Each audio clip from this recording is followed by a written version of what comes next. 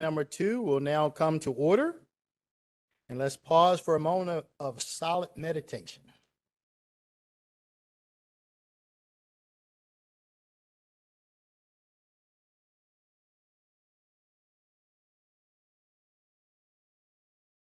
I'll now call upon Councilmember Pat Young, who will lead us in the Pledge of Allegiance.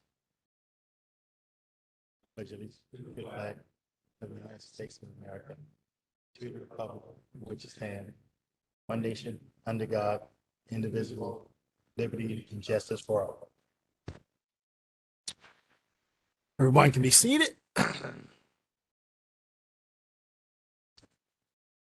Is there a motion?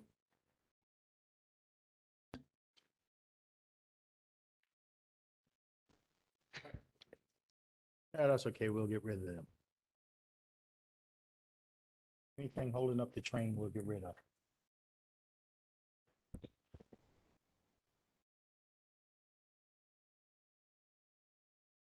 Is there a motion to approve the journal for the meeting of January the 3rd? So moved. So moved. Is there a second? Second. All in favor? Aye. The journal is approved. There are no bills for enrollment this evening. Mr. Secretary, you will now read the bills for introduction. Yes, sir, Mr. Chairman. First is Bill 3-23, Current Expense Budget, Good Jobs Challenge, Maryland Works for Wind. Next is Bill 4-23, Housing Opportunities Fund. Bill 5-23, Vacant Structures. Bill 6-23, Zoning Regulations, Minimum Width, known as Modernizing Townhome Construction Act. And Bill 7-23, Zoning Regulations, Accessory Apartments, all for introduction only this evening, Mr. Chair. Thank you. We'll move on to, what's our next item, Mr. Secretary? Final reading and vote, sir. Yes. The first bill is Bill 86-22, Current Expense Budget, Senior Care. Okay. Director Laura Rowley.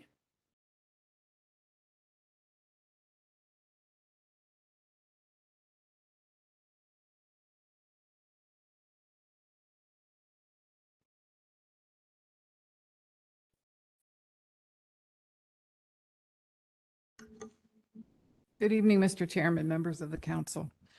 The administration is requesting approval of a supplemental appropriation of $7,323 for the senior care program. This is a state-funded program from the Maryland Department of Aging to provide gap-filling services. This additional funding will bring the total appropriation to $1,440,623. Thank you very much. Are there any questions, comments from the members? Hearing none, Mr. Secretary, please call a roll on Bill 86-22. Mr. Jones? Aye. Mr. Young? Aye. Mr. Patoka? Aye. Mr. Catch? Aye. Mr. Marks? Aye. Mr. Ertel? Aye. Mr. Crandall? Aye.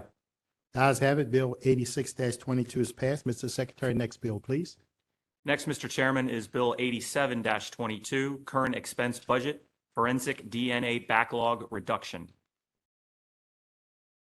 Major?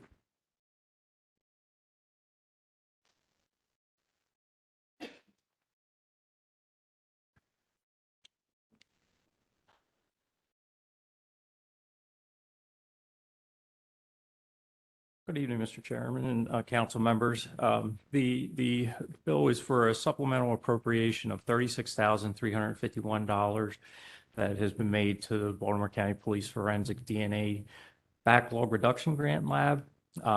This is in addition to $250,000 that was originally approved in the FY23 budget. It was additional funds that were approved for the agency, which will bring the grant up to $286,351 for the agent for focusing on case enhancement and backlog reduction for the grant, sir. Thank you, Major. Are there any questions or comments from the members? Yes, Mr. Chair. Yes, go right ahead. Councilman Crandall. Major, thank you again for being here. And I think I can speak for the entire council that we support the police department in their effort to reduce this backlog and close cases. I know the agency takes a lot of pride in closing cases and is one of the best in the nation at doing that. So whatever support that we can provide, I think that we're all willing to do so. Thank you Major. very much. The agency does appreciate that, and we do take pride in that. Any additional questions, comments?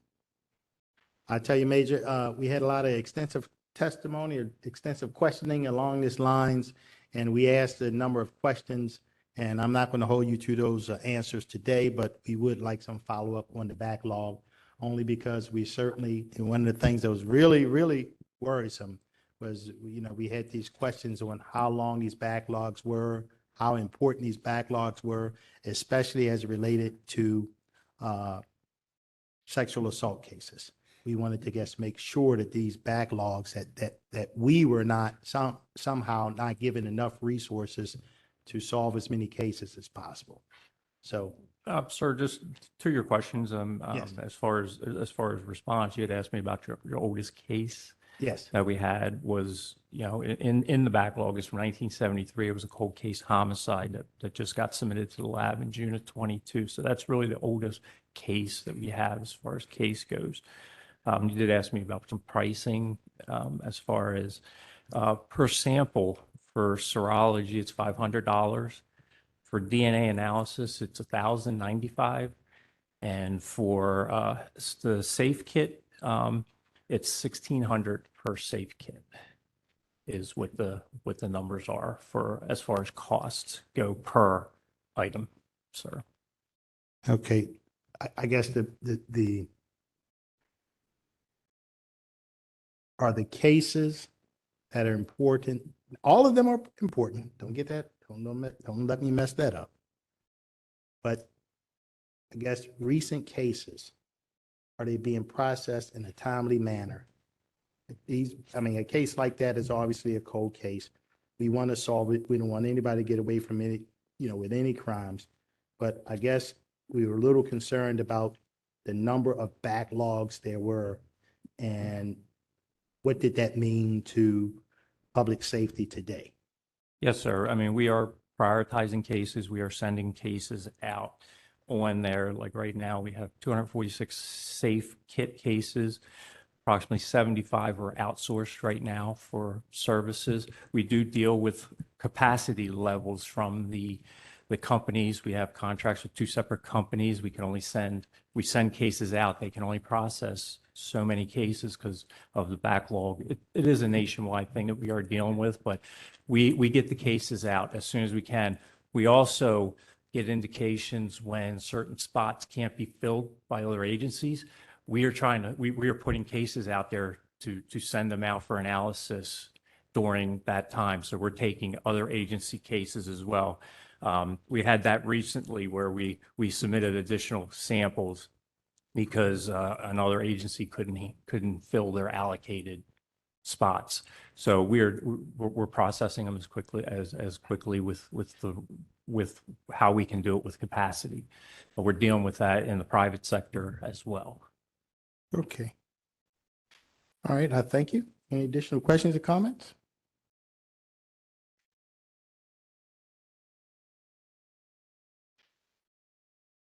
Mr. Secretary, please call the roll on Bill 87-22. Mr. Jones? Aye. Mr. Patoka? Aye. Mr. Catch? Aye. Mr. Marks? Aye. Mr. Ertel? Aye. Mr. Crandall? Aye. Mr. Young? Ayes have it, Bill 87-22 is passed. Thank you. Thank you very much. Thank you, Mr. Secretary, next bill, please. Next, Mr. Chairman, is Bill 88-22, Current Expense Budget Police Wellness Initiatives. Major McCann.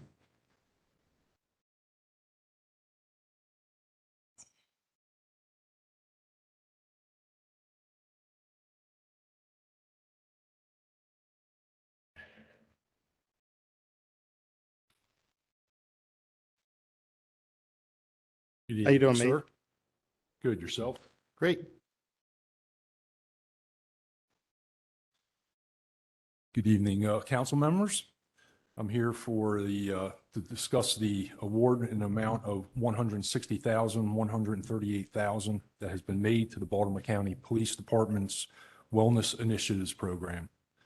The goal of the Baltimore County, Maryland Law Enforcement Mental Health and Wellness Act project is to enhance the police department's existing peer support and wellness team initiatives that offer training and services related to officer emotional and mental health, peer mentoring, suicide prevention, stress reduction, and support services for officers and their families.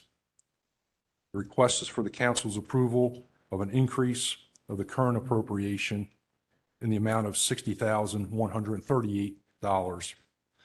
The amount of $100,000 was originally approved in the FY23 budget for the Police Wellness Initiatives Program. The additional monies will bring the total grant to $160,138. Okay, are there any questions, comments from the members? Mr. Secretary, please call the roll on Bill 88-22. Mr. Jones? Aye. Mr. Catch? Aye. Mr. Marks? Aye. Mr. Ertel? Aye. Mr. Crandall? Aye. Mr. Young? Aye. Mr. Patoka? Aye. Ayes have it, Bill 88-22 is passed. Thank you, Major. Mr. Secretary, next bill, please. Mr. Chairman, Bill 89-22 was withdrawn prior to tonight's meeting. Mr. Chair, Yes, can I make a statement on that? absolutely. Yes, sir. Sure, thank you very much. I am withdrawing this bill because I've heard from constituents who'd like to further understand the impacts of such a use before permitting it by right. This use is presently permitted by special exception in any MH zone property as an organic fertilizer manufacturing use. The intent of the bill was to permit the use by right in a certain area with certain setback restrictions. It is clear to me that the community concern should be addressed before this bill is reintroduced at any time. Thank you. Thank you. The council will now consider all fiscal matters. Extensive testimony was taken at the council's work session on January the 10th. The witnesses who testified at the work session is available to restate their testimony if needed. I'll now call upon the secretary to read the cover letter for fiscal matters 1 through 6. Yes, sir, Mr. Chairman. Fiscal Matter 1 is a contract with Mintz Production Group LLC. Fiscal Matter 2 is a contract with Lorenz Incorporated for mowing services. Fiscal Matter 3 is a contract with Lorenz Lawn and Landscape, doing business as Lorenz Incorporated for maintenance of athletic fields and parks. Fiscal Matter 4 is a contract with Lorenz Incorporated for ball diamond grooming services. Fiscal Matter 5 is a contract of sale with C. Douglas Rittenhouse. And Fiscal Matter 6 is a contract of sale for with Jorge L. Gonzalez.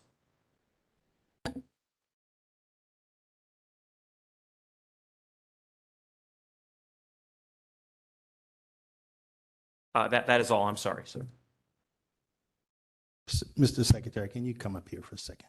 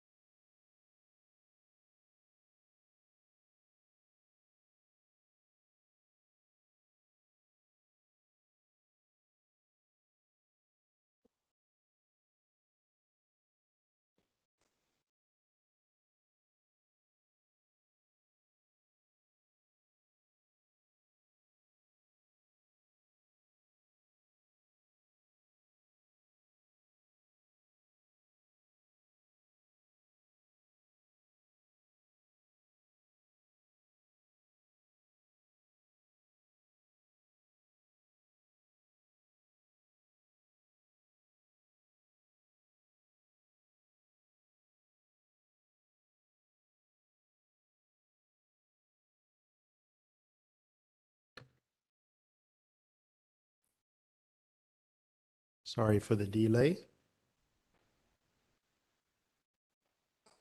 Are there any questions or comments from the members for fiscal matters 1 through 6?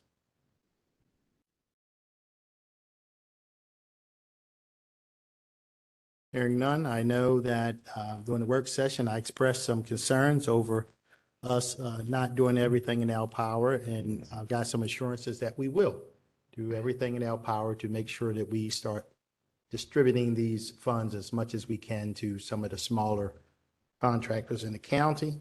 At least we will certainly work towards that goal. So, hearing none, is there a motion to approve fiscal matters 1 through 6? So moved. Second. It's been moved and seconded. All in favor? Aye. Aye. I'm sorry, Mr. Somebody Chairman. call the roll? Yeah, yes, Call sir. the roll. Yes, sir. Mr. Jones, Aye. Mr. Marks, Aye. Mr. Ertel, Aye. Mr. Crandall, Aye. Mr. Young, Aye. Mr. Patoka, Aye. Mr. Cash. Aye. Ayes have it, fiscal matters 1 through 6 are approved. We'll now consider all miscellaneous business. Mr. Secretary, first item, please. Mr. Chairman, whenever a contract over $25,000 is awarded by a process other than formal competitive bid, it is required that a copy of the contract be given to the county council and the nature and parties to the contract be announced by the secretary at the next legislative session following award. The first contract is with Tech Ops Specialty Vehicles LLC in the amount of $35,280. Next is a purchase order with Chesapeake Fire and Rescue Equipment Incorporated in the amount of $29,236. Purchase order with Abbott Lab and U.S. subsidiaries in the amount of $603,000. This is for COVID-19 antigen home test kits. Next is a purchase order with Systems Alliance Incorporated, software maintenance support, $35,682.56. Next is a purchase order with Papco Incorporated, emergency purchase of heating oil in the amount of $40,000. Next is a contract with Freemeyer and Associates Incorporated, parts for the repair of E1 grinder pumps, $3,515,000. And last is a purchase order with the Institute for Community Alliances. This is Homeless Management Information System Services in the amount of $41,499. Any questions or comments from the members? Yeah. Yes, related. I have a question on the purchase of the COVID-19 antigen tests. And I guess it's a question for Dr. Branch. Just wanted to know if this will identify the new subvariant. Will these tests identify the new subvariant of the Omicron? Because I read that 40% of the newly identified cases are the new subvariant. So on the purchase of the new COVID-19 antigen home tests for $603,000, will these tests identify the new subvariant that's becoming the dominant subvariant of COVID-19?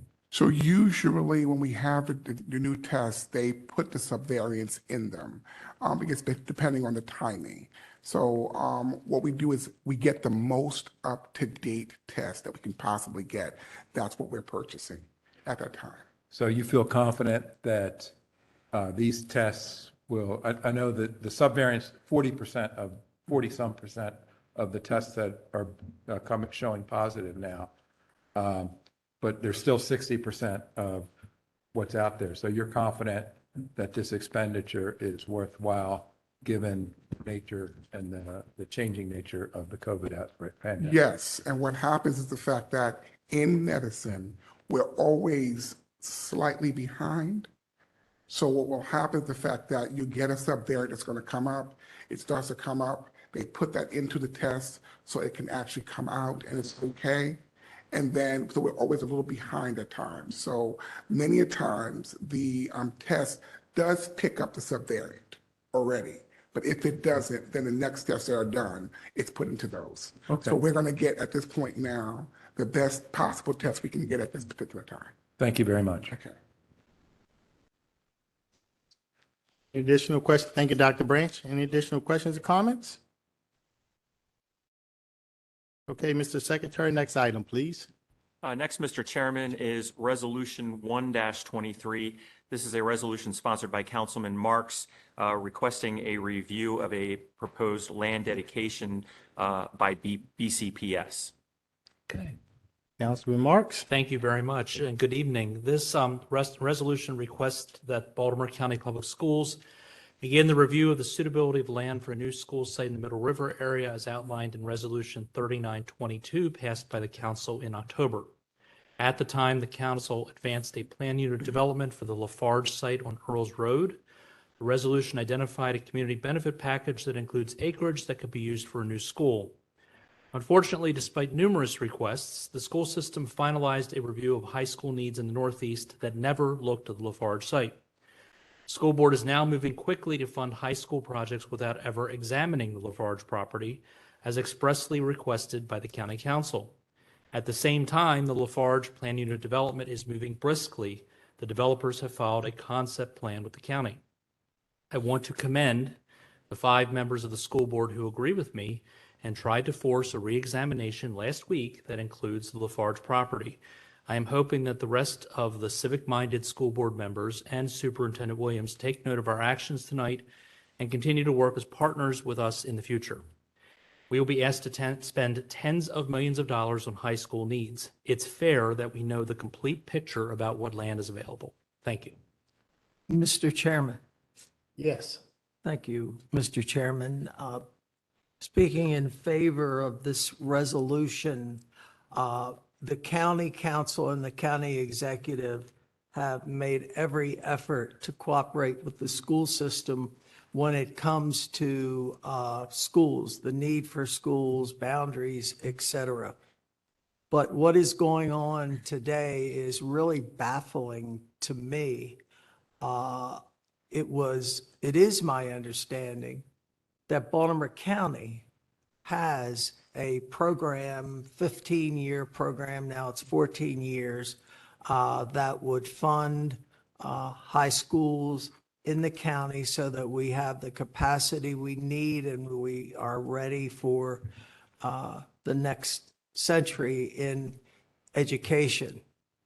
It's my understanding as part of the recommendations from the school board, they want to build a new Loch Raven High School, larger than the current one.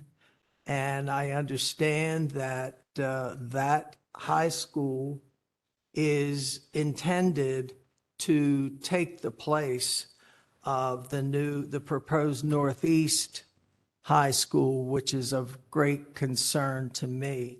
In regard to the vocational school that was to go on the property in question, not every student in Baltimore County wants to go to college. Many want to be plumbers, electricians, etc. And we need a vocational high school in Baltimore County. We need to give more choice. And as far as I'm concerned, I don't know what direction the school system is going. Don't know what the plan is. But the fact that our county executive and the council have agreed on a commitment, a 15-year commitment to funding, and then for that plan, after less than a year, being changed is absolutely outrageous. And it just, we must, as a county, work together with the school system in plans like this. I mean, you realize that it's Baltimore County and the state of Maryland that fund our new schools. And it's not the Board of Education of Baltimore County that provides the money. We provide the county money, and it is outrageous for the school system to go forward with a plan that is different than the one that we've been working on and have basically agreed to. Thank you. Thank you. Are there any additional questions or comments? Mr. Chair, if I may? Yes. Councilman Just Brandon? to add on to Councilman Catch's comments, I'm in agreement with Councilman Catch and his position on this. We commissioned a study that came out with prioritization and came out with a plan. And I think that we were all okay with that, because I'm looking at a situation in southeastern Baltimore County with the Sparrows Point High School, middle school being the same school, and we need to figure out how to separate the middle school from the high school and still maintain capacity for upper school, high school students and middle school students, and figure that out. And that's been a discussion with me in the county executive for a few years now. And my pass came along, and that's the plan. I think what Councilman Marks is doing with this resolution, and Councilman, correct me if I'm wrong, is that Baltimore County Public Schools never committed to even wanting this site. They didn't study the site. It wasn't it wasn't something that they asked for. It was a land donation made through a PUD that due diligence was not pursued. And I think that's what the councilman is asking for now in this resolution is, let's see the viability of the property first, and then see if we need to change the plan in some aspect. And I totally agree with you. I was just at Eastern Tech this morning, and it used to be called Eastern Vocational Technical School. They took the word vocational out of it because somehow vocation became a bad word. You're not supposed to. You're supposed to go to college, and you can't. You're not. You're a subclass if you're a plumber or an electrician or you work with your hands, which are great jobs and pay great salaries, and people support families on those types of jobs. But we are lacking in Baltimore County. You're absolutely right. We're lacking in Baltimore County with schools that promote trades, teach trades, and say, you know what? It's okay if you don't want to go to college. You can be an electrician's apprentice, and in 4 years, you're going to be making six figures. But we need to promote that in Baltimore County.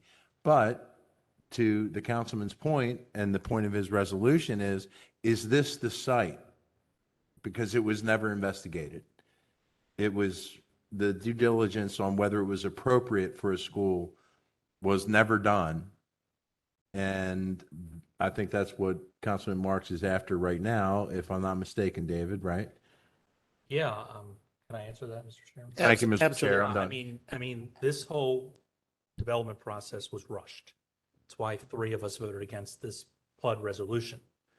But now we have a resolution before us, and we should be investigating the validity of this site per the PLUD resolution. You know, it should not be this difficult to work with the school system. And we have worked with them before. Just last summer, remember the school buses? The county executive and the council and the school system worked together and got that problem fixed. Why can't we work together on this? It's a simple request. Well, to be fair, to be absolutely positively fair, because I don't want this to be a time where we sit around and tee off on the school system. We don't own the property yet. No, But Is that fair to say? no, but I have to rule as the councilman for this district now in a few months as to whether this resolution should go forward with no restrictions. There's a clock ticking. Right. That's why we need to know this information. We don't own it yet, absolutely. It would be nice to know from the school system if they think this is an appropriate site. That's all we're asking. It's fair enough. And that's the point. Does the school system want it or not? And they've never commented over the past year. They've never commented on whether they want it or not. So Okay.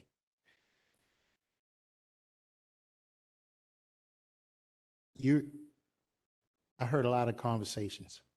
We had a MyPass study done. You're saying that they're not complying with the MyPass. Did somebody say that? Yes.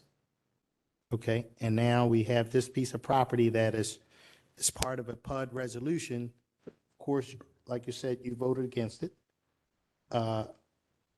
You're saying that you want them to at least look at the property and see if it's suitable for a school, which seems reasonable. I guess they would argue we don't own it yet, but maybe we will get it and do something else with it based on their recommendations. So it doesn't seem unreasonable that we look at it. Mr. Chairman, Yes. as far as my iPass goes, they did have recommendations and the executive council looked at the recommendations and there were some changes made, which is of course what is our job. And, we just came through an election and people that I spoke with, so many of them talked about the need for a vocational technical school in Baltimore County. And we have a situation here where hopefully we're going to have land where we can construct this school. And I think that the school system needs to be looking at that and keep that in the back of their minds. But as far as the other part of this that I'm concerned about is the Loch Raven situation, where the intention is to build a new Loch Raven, a larger Loch Raven, to take the place of Northeast High School. And, I got that right from, well, I won't tell you where I got it. But, this is a problem for me, a real problem for me, because that is not part of the agreements that we had or the decisions that we made. And Councilman Catch, my concern is the North Point Peninsula, Sparrows Point High School, Middle School. So we're competing, obviously, for prioritization, but both of those plans were put into place. What Councilman Marks is bringing up is the fact that this land has been donated as part of a PUD, but there's been no due diligence done over whether the school system even wants it. And we don't know that yet, which is why I'm going to be in support of this resolution. one more. Yes, go ahead. And Loch Raven is not in the Northeast. Loch Raven is the central part of the school system. But I am going to offer an amendment to this resolution that will say that if this is not feasible as a vocational school, tell us if it would be feasible as a traditional high school or as a middle school site. Or any school. Let's Yeah, make it any school. just tell us. That's right. Give us your recommendations. So is Okay. that an amendment on the fly here That's it. tonight, or? That's it. No, Mr. Boswick has that. Okay. So, is there a motion to approve the amendment? Any more, Well, any more discussion? Well, do you want to read? The amendment, Mr. Marks is accurate, his amendment. The amendment would, in addition to reviewing whether the land is suitable for, to be dedicated for the use as a vocational school, it would also ask in the alternative for a review as a middle school or high school. And it would also ask that this review be done by February 17th. which is literally about a month from now. So that, yes, that is the amendment that Mr. Marks is offering, sir. And we're just asking, are they interested? I want to make sure we don't, we give them due diligence. Right now, we just ask them, are they interested? Well, if you recall in Resolution 3922, which was the Middle River, BC Middle River Park, I think it was called PUD, part of the resolution, the community benefit talked about the developer donating, I believe it was 40 acres for the potential construction of a vocational school. But prior to doing that, they were required to make sure that since it is the Lafarge property, make sure that the land itself is suitable as a school. In other words, the fill and things like that, make sure it's not hazardous, and that it could be sustained as a school. And I think Mr. Marks indicated at the last meeting that has been done, that the developer has submitted that report, but that it is being reviewed and poured over.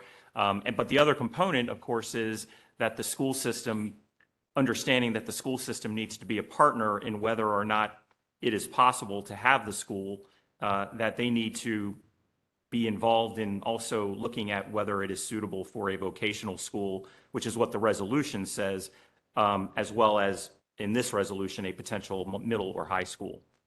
I believe that's it, Mr. Marks. And Mr. Chair, if I can add one thing, Yes. where is the Baltimore County Public School System involved in this conversation? This resolution was introduced. The PUD was done how many months ago? October. And we've heard nothing from Baltimore County Public Schools, and there's no representative from BCPS here that can speak to this issue. To be fair, the superintendent reached out to me, asked me a series of questions as it related to the resolution, as it related to the property. And, I explained how we received the property. I explained the fact that, no, we don't own the property yet, but it is in the works for us to get the property if all goes well. And that there would be, there's time to pivot. And he asked whether or not it would, be only for vocational school, or could the property be used for any school? And I said, I was pretty sure that we probably could make it so they could be used for any But school. why is he not addressing the council member who is in control of that property? Basically, the Councilman Marks has land use authority in that district. Well, he gets. The superintendent's contacting you. He hasn't contacted any of the rest of us. And there's nobody here from Baltimore County Public Schools since the PUD began until now that said, we want this property. We think that this property is suitable for a school. They never even investigated it. They didn't do any due diligence on it. They totally ignored it. That is the reason behind Councilman Marks's resolution. I don't want to get into a thing where we're going back and forth too much on the schools, because it's not my job to defend them. Only thing I'm saying is, one of the things the superintendent asked was, did we own the property yet? The answer is no, we don't own the property. The property is in the works. If all goes well, we will own the property. But right now, today, we don't own the property. And it is true, we did spend a lot of money on a MyPath study, which told us where we should be building high schools.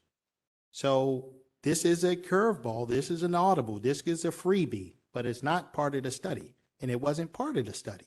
So I think the resolution is appropriate. I think we should ask them to look at it and let us know whether or not it's something they're interested in. But I don't think it's fair for us to beat them up too much because they didn't somehow attend our meetings, and their school board meetings are the same night as ours. That they didn't somehow, I'm sure Tony Bazemore is doing his best in terms of keeping track of what we're doing and reporting back to the superintendent. But I guess. He's on as well, sir. He's on. Yeah, the FYI. resolution is appropriate and we can go through with it. I just don't think it's fair to us that we beat them up too much. Mr. Chairman, Yes. Mr. Secretary, will you read the amendment again? Yes, Mr. Catch. So the resolution, this resolution under consideration, as you know, requests that the county council is requesting BCPS to begin the review of the suitability of the land proposed to be dedicated in Resolution 3922 for use as a vocational school.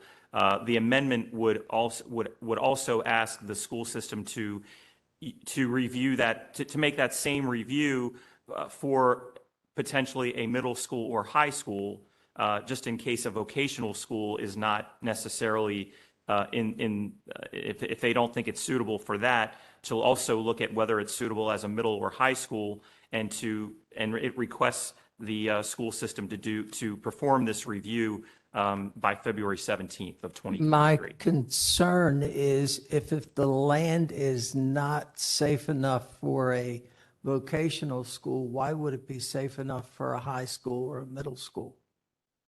I don't know if it's about the safety Yeah. of the land I as think much it as is, isn't it? the location and the grand plan of where these schools should be based on the needs of the population and the population growth. I'm only referring to the wording of it. I can address that. My understanding, and I know Ms. Henn is on the WebEx, who's the school board representative for my district. My understanding was that some of the opposition among the school board has been because my original resolution is too narrow. I simply want to broaden it and give them every opportunity to respond. Well, why not an elementary school as well? Who cares? If we want to insert the word traditional school and take out the words elementary and middle, I'm fine with that. Mr. Chair?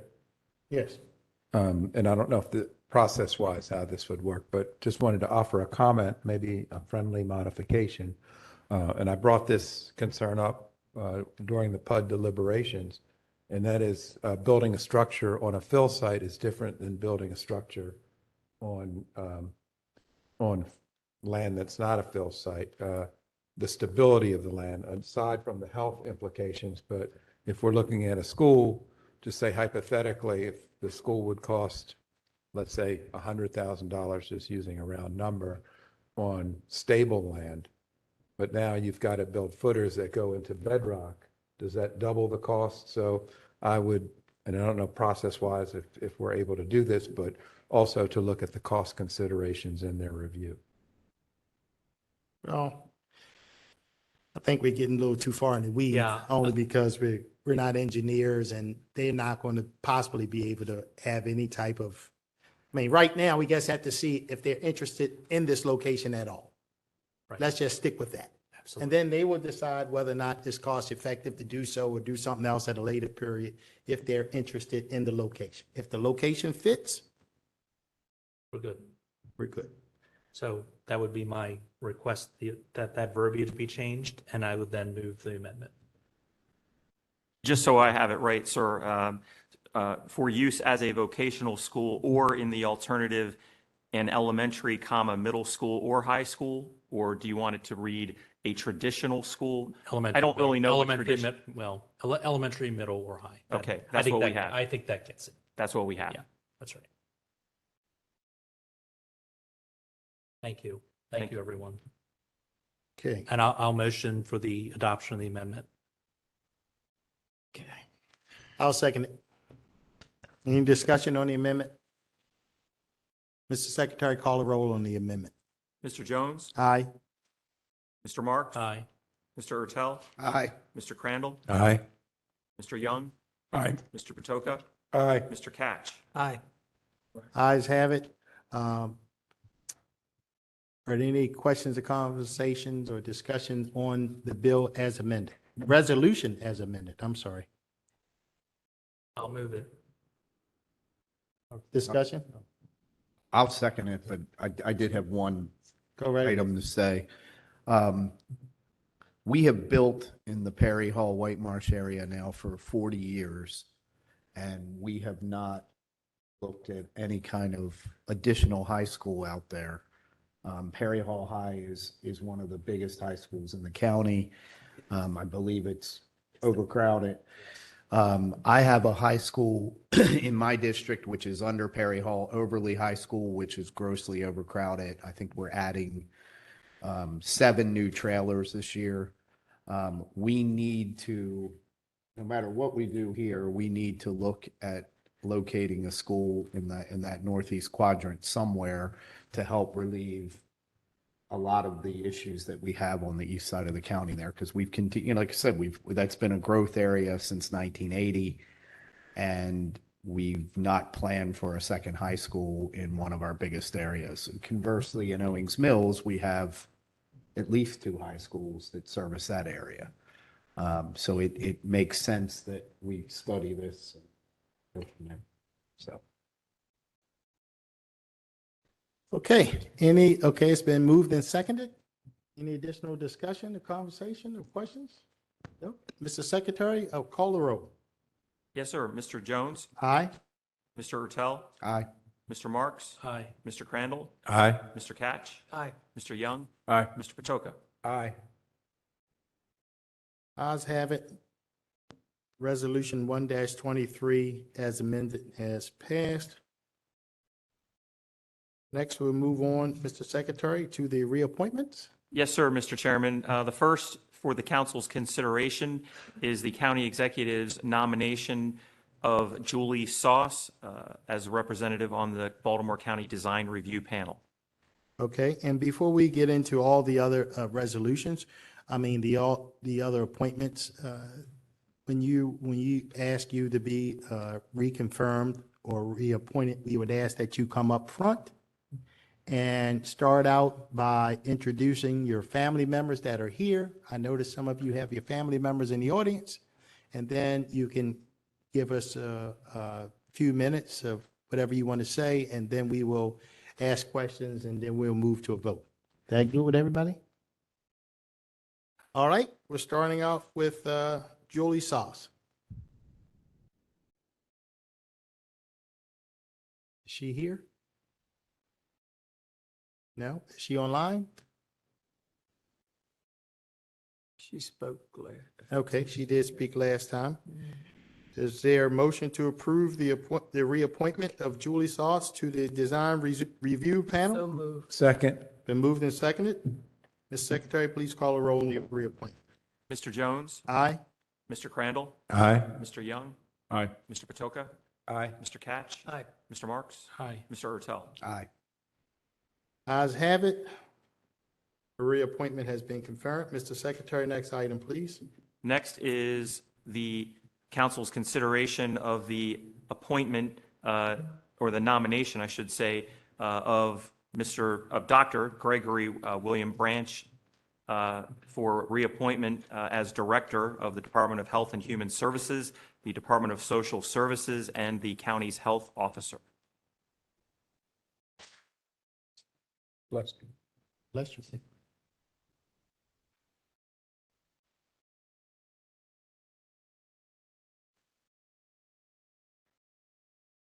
Good evening, Dr. Branch. Good evening, Chairman Jones and distinguished council members. Thank you again for the opportunity to come before you last week during your work session to provide information around what we do at HHS.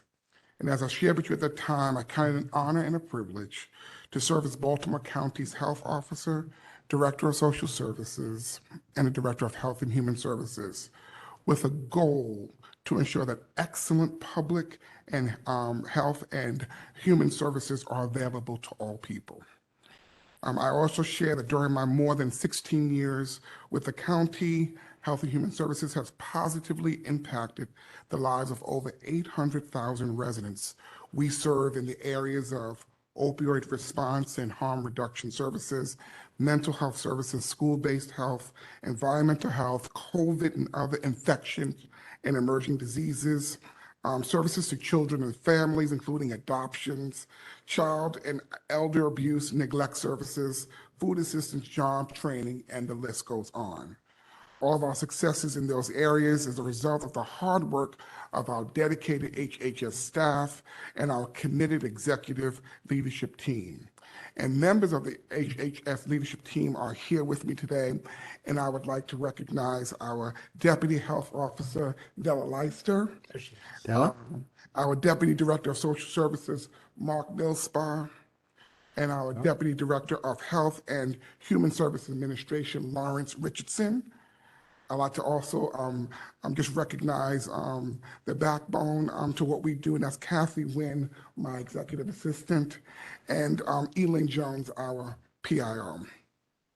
There are some family members that I have here that I would love to be able to introduce. I have the Green family here, Dr. Ashley Green and her children, Caleb, why don't you raise your hand? There you go. Noam and Aiton. And we also got Papa Beasley here also. Ashley's husband, Will, and the youngest daughter are actually probably just listening in. We didn't want to bring her in at this particular time. But at last and never least, I'd like to introduce my 86-year-old mom, Miss Laura Branch. Mom, raise your hand.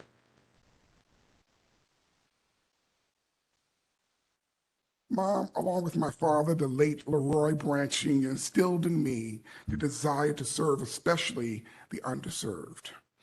So I guess indulge me for a moment. I wanted to say that my mom was born in 1936 in Greenville, North Carolina, and she was a premature child. She required an incubator. However, in the South at that time, Negro children were not placed in an incubator. Mind you, the medical technology for incubator use in humans was available as early as 1880. Wow. And it originated in the zoo where it was used to hatch chicken eggs. However, more than 50 years later, in the 1930s, although it was available, this life-saving technology was not offered to Negro children in the South. So my mother and family had to bring her up north to New York to get the much needed health care. My father, before he passed, was an ambulance driver in New York City, and we lived in the projects. And he was the most immediate source of medical attention to our neighbors, especially when help was needed to revive someone who had a drug overdose. So it's because of my parents and their experiences that I have made it my mission to ensure that excellent public and human health services are available to all people. So I thank the HHS staff, my leadership team, and my family for helping me to achieve this mission.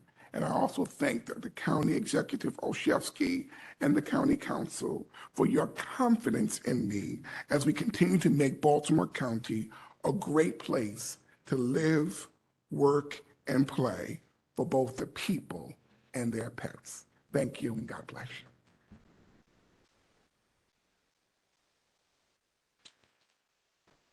You know, Dr. Branch,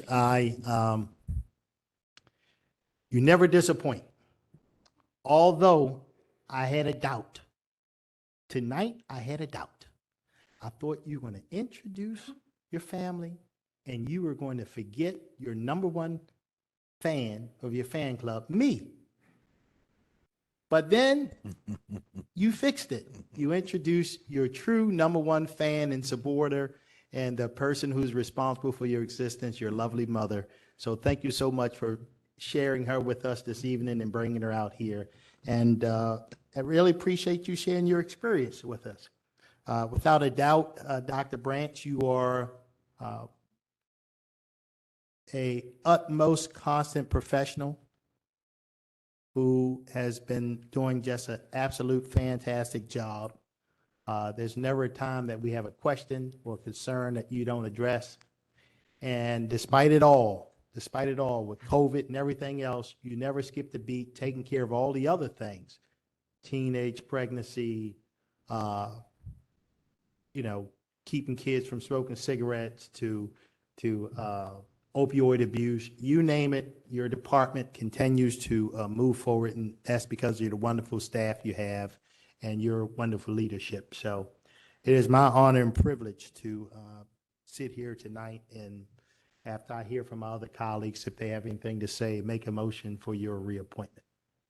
Any questions, comments? Yes. Mr. Chair, I just wanted to mention, well, first of all, I'm 53 years old. Your mom is 86? Yes. At what age do you start to get applause? because of your age. I don't know. She should get applause because she raised a fine gentleman like yourself. And I just want to say that, I skipped out on the work session. I had a charitable organization that I'm involved with that I had to really get to their meeting during the work session. So I missed your speech, but there hasn't been a conversation that you and I have had, whether it's at a conference or whatever, that I haven't learned something. You've taught me a lot of stuff just in casual conversation. And besides that, you do a great job. So congratulations on your reappointment, and I look forward to voting for you. Thank you. Any additional questions or comments? And besides it all, you're also a director on top of all of that. So, and big supporter of Project Please. So is it Please or Place? Place. Project Place, you still take the time to do philanthropy work and provide housing for our most vulnerable. So you're all around number one citizen here in Baltimore County, and I guess really appreciate all that you do. And I made the motion. And I second it. It's been moved and seconded. Mr. Secretary, please call the roll. Mr. Jones, Aye. Mr. Catch, Aye. Mr. Marks, Aye. Mr. Ertel, Aye. Mr. Crandall, Aye. Mr. Young, Aye. Mr. Patoka. Aye. Ayes have it. Congratulations, Dr. Branch. Thank you. Mr. Chairman. Yes. Chairman. Yes, I'd like to speak to Dr. Branch in private. I'm going to need your mother's phone number in case. Okay? Councilman Catch, the council is not a dating site.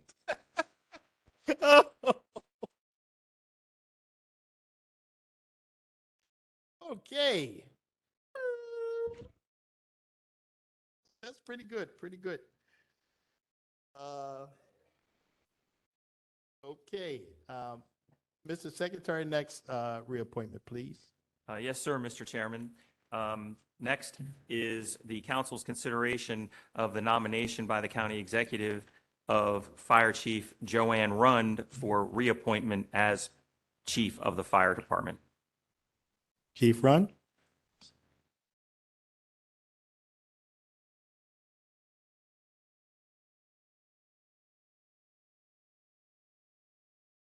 Good evening, Councilman Jones and council members. And I'd like to start off by introducing my husband, Michael Run, who has been one of my biggest supporters and cheerleaders from day one, in addition to an honorary thank you to my mother from above. I was hired in 2019, as you all know, by County Executive Olszewski as a change agent for the fire department. And with the honor of being reappointed by you all, I will continue to do so, and we will make some incredible changes and continue to work towards reaching those goals. What we do well is we have an amazing, dedicated staff, both career and volunteer, that are so focused on taking care of running the incidents for our EMS, fire, and rescues to make sure our citizens are taken care of. During my time as chief, I will make sure that I will continue to lead that team and continue to work towards strong national standards and best practices. Without going on too long, you know the health and safety of our personnel as well as our citizens is extremely important.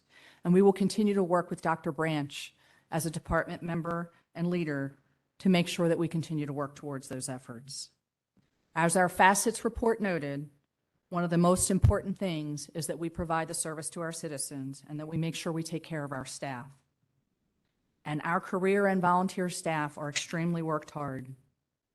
One of the few points of pride that I have is the partnership with our volunteer organizations. We have begun a process to assist them and to work to make them stronger. And in addition to that, we hired our first diversity and inclusion officer. We've also recently hired an internal affairs officer. And I am extremely proud of this department on how dedicated they were during the pandemic with our limited resources and our volunteer members stepping up to the top. I can't say enough about the work ethic of our personnel, but especially our officers. They carry an extraordinary workload, both career and volunteer. I appreciate this opportunity to speak to you about my experiences and about the accomplishments these past few years, and I look forward to a reappointment so we can continue to make positive change together. Thank you. Thank you, Chief Run. Once again, I have known the chief for quite a number of years. Coming from Howard County, and I worked in Anne Arundel, we certainly operated in the same circles for quite some time. We certainly knew one another. And again, I've known nothing but good, haven't heard anything but good things about you, not just in Howard County, but also here in Baltimore County. Thank you, sir. You clearly are doing a wonderful job. And, you know, so many times I know how tough it is in that job, making sure that there's no tension and people are all getting along well. And, you know, it's one of them things where people don't recognize when you make it look easy. But I, having a lot of experience there, know what it's like when things are not going so well. So I appreciate all your efforts to improve the fire department and to be in a constant contact and keep everybody satisfied and moving forward, whether it be the union or the volunteers. Thank you, sir. You're welcome. Wait a, go ahead, Councilman Marks. Go ahead. Yeah, thank you. Chief Run, you have been a true professional. You have always responded whenever I call you or email you. You fix problems without compromising safety. And as Chairman Jones mentioned, I think you have good relations with the International Association of Firefighters affiliated in Baltimore County, and that's important. Thank you, sir. Thank you for continuing to work with us, particularly as we get that study of facility needs that many of us are interested in. So thank you. Yes, sir. Thank you. Chairman. Yeah, Chief Run, I want to thank you for the job you've done. I can't tell you how happy I am, how you dealt with the volunteer fire companies and our paid fire companies. And I just want you to know that I will not hold against you your association with the chairman of the county council. I will still support you Thank you, sir. Despite. If I might note, please don't forget the ribbon cutting for Upperco this coming weekend. Oh, Okay. ooh, okay. Mr. Chair, Councilman Patoka. no, I'm sorry. Thank you. Yes. Chief Run, Yes, in sir. addition to the great job that you do, I thought I saw you come in with a fellow Woodlawn High graduate. Is that true? I believe, sir, that would be correct. Well, that shows good taste. Thank you, sir. And I will say that's what I like about you. Is that a strong way, what I like about you? Or Todd? So Woodlawn? Yeah, no, what I like about you. It's the romantics. Thank You The you romantic. like, so you like that the chief's husband is a Woodlawn graduate? That she, just like my wife, Okay. when it was time for her to get married, she went to find a Woodlawn High graduate. Can he pass it? He went to Woodlawn. Can he pass a literacy test? We got him. Wait a second. No, I didn't say that. I didn't say that for the But record. anyhow, thank you, Chief Ron. No, so great job. this Thank you, this is sir. going to be a common refrain as we go through these reappointments, and it's so refreshing to me as now a third term council member to be able to call the fire chief and say, hey, what's going on with this? And how can I help with this? Or what help do you need? Or whatever it is. And like I said, it's going to be a common refrain through the next level of reappointments that we're voting on. But Chief, you've been accessible. You've responded to my inquiries immediately. If I don't get you right away, it's 30 seconds later, you call back. And it hasn't always been that way. in Baltimore County. And I certainly do appreciate that. And I appreciate the job that you do. And you've committed your life to public service. So you should be honored for that. And I'm going to go ahead and vote for you. Thank you, sir. And just Council. also add, Chief Run, it's been a pleasure to work with you over the last 8 years and to work with you on the council, and a pleasure to be here to also cast a vote in favor of your nomination. And also to say that when the Woodlawn Warriors aren't dominating on the football field, they are passing all their literacy tests as far as everyone I've met. So thank you very much, Chief. Thank you, sir. Okay, I'll make a motion to approve her reappointment. Been moved and seconded. Mr. Secretary, please call the roll. Mr. Jones, Aye. Mr. Young, Aye. Mr. Patoka, Aye. Mr. Catch, Aye. Mr. Marks, Hi. Mr. Ertel, Aye. Mr. Crandall. Aye. The ayes have it. Congratulations on your reappointment. Thank you, sir. Sure.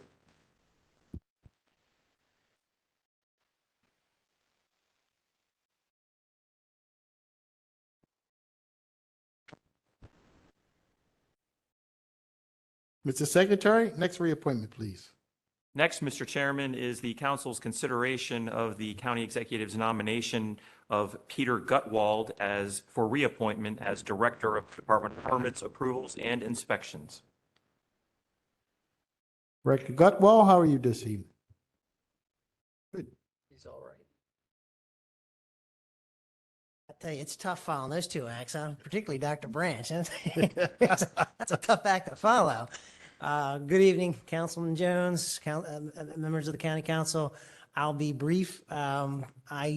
Looking forward to the next 4 years, working with each and every one of you. As you know, as I said last week, one of my goals is to try and modernize the department. We have been moving. We've had some bumps and bruises with the online permitting process, but we'll continue to move in that direction and make it more accessible and easy for people to their experience through permits, approvals, and inspections. As you know, one of my cornerstones of managing this department, I've tried to be very responsive to many of your constituents when you have concerns in each and every one of your districts. I try to get back and, focused on resolution and solutions to some of the issues and problems we come across, whether it's code enforcement or new development proposals or whatever the case may be. So I look forward to doing that and continuing that effort and trying to make things a little bit better experience for people when they come in to try and get a permit or try to get their application through the process at permits, approvals, and inspections. So thank you. Thank you, Director Gutwall. Where's your family, sir? They are busy tonight. They are working. One is working at the hospital. We're not good enough for your family, Director Gutwall? The other one's a teacher at Chesapeake High School, so. Do you have any friends? They're right here. Yeah. I don't see any hands raised. Ouch. No, listen, I'll start off, all jokes aside. Director Gutwall, you've done a fantastic job. You have certainly been very responsive to any concerns I've had, as well as the constituents that I sent your way. And you've been willing to solve problems. Some of these issues that I've sent your way or discussed with you have been lingering issues that went back quite some ways, but you were committed to fixing it and coming up with a solution for that. I can't ask for any more. So I'm certainly happy to support you, despite the fact that you don't think we're good enough for your family, but that's okay. I'm going to support you anyway. Any additional questions, comments? Sure, Mr. Chair. So your wife is a Bayhawk? Chesapeake High School? My daughter is Your daughter is Chesapeake Bayhawk, so she can read. Oh, God, okay. Councilman Crandall, our school system does a fantastic job of educating each and every one of our children. We are very, very proud of our school Yes, system. we're And all very proud of the graduates can schools. read. Very and proud all of the schools on ones- the west side. It's just that the Dundalk Owls, Sparrows Point Pointers, and Chesapeake Bayhawks, we just happen to rule. Kenwood Blue Jays, I mean, you just can't fight against it. So for that reason alone, I'm voting for Mr. Gutwald. Okay. But Take it. now, Pete, I can echo the comments of the chair that your responsiveness to our office and your aptitude just to weigh in on an issue and not pass it along into bureaucracy. You're saying send it straight to me and we'll see what we can do about it. And our office certainly appreciates that. And I appreciate the open line of communication. I'll reiterate what I said before, that has not always been the case where a council member can have direct access to a department head and just have an email exchange and get a problem solved. Hasn't always been like that, but you've certainly facilitated that. So we do appreciate the work that you do, and we got a lot of stuff coming at you in the next couple of years, so get prepared. Okay. Thank you. But we appreciate the work that you do. Thank you, sir. Sure. Thank you, Mr. Chair. Mr. Gutwald, you summed it up very modestly, too modestly, I think, when you said, I just try to bring things to resolution and solution, and you really do a great job at it. You know, I know that my team, and I suspect all the council teams, come at you with with very odd circumstances from time to time. And you are always very matter of fact, and you do come to resolution and solution. And as you've said to me in the past, it's not about issuing citations or fining a business or fining a homeowner. It's about addressing the problem. And you've been very flexible to work with homeowners and businesses to come to solution or resolution. So I think you were too modest, but you summed it up very well. Thank you. Thank you. Any additional questions or comments from the members? Agree with everything that's been said. Okay, everybody is saying ditto. They all agree. So I'll make the motion to approve. Second. It's been moved and seconded. Mr. Secretary, please call the roll. Mr. Jones, Aye. Mr. Catch, Aye. Mr. Patoka, Aye. Mr. Young, Aye. Mr. Crandall, Aye. Mr. Ertel, Aye. Mr. Marks. Aye. Ayes have it. The reappointment has been confirmed. Congratulations. Thank you.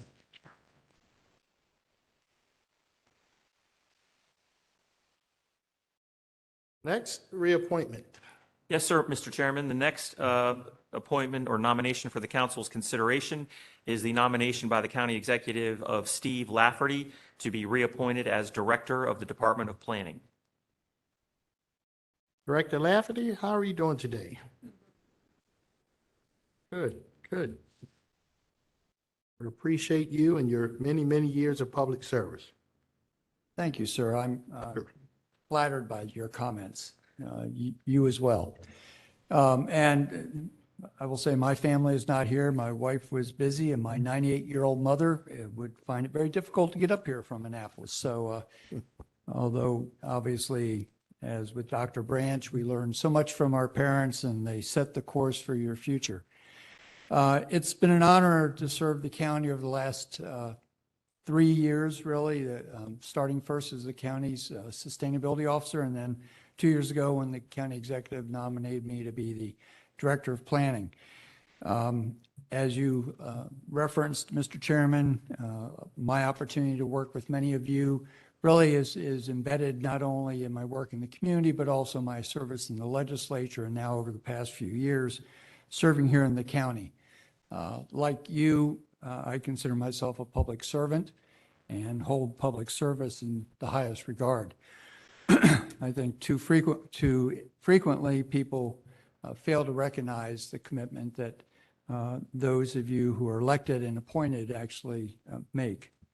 The planning department's made, I think, some significant strides in the last couple of years, and my vision remains basically the same, that we will be a positive force and factor in strengthening communities throughout the county, that we will work to make sure that the plans that are developed are meaningful and they engage the community in doing so, but they don't just sit on the shelf, that we actually develop projects and plans that can be implemented that actually realize and help to strengthen not only communities, but improve the quality of life for everybody. And we will focus on equity and sustainability doing that. I'm very proud of the team that we've been able to build. We have a lot of new planners in the department, but I think each of them has made remarkable strides in not only learning the communities in which they work, but also to be responsive when questions come their way. In a little more than 2 years, we have now been able to send a draft of the master plan to the county executive. We've had some robust conversations so that we can now move this to the public and eventually to the council for approval.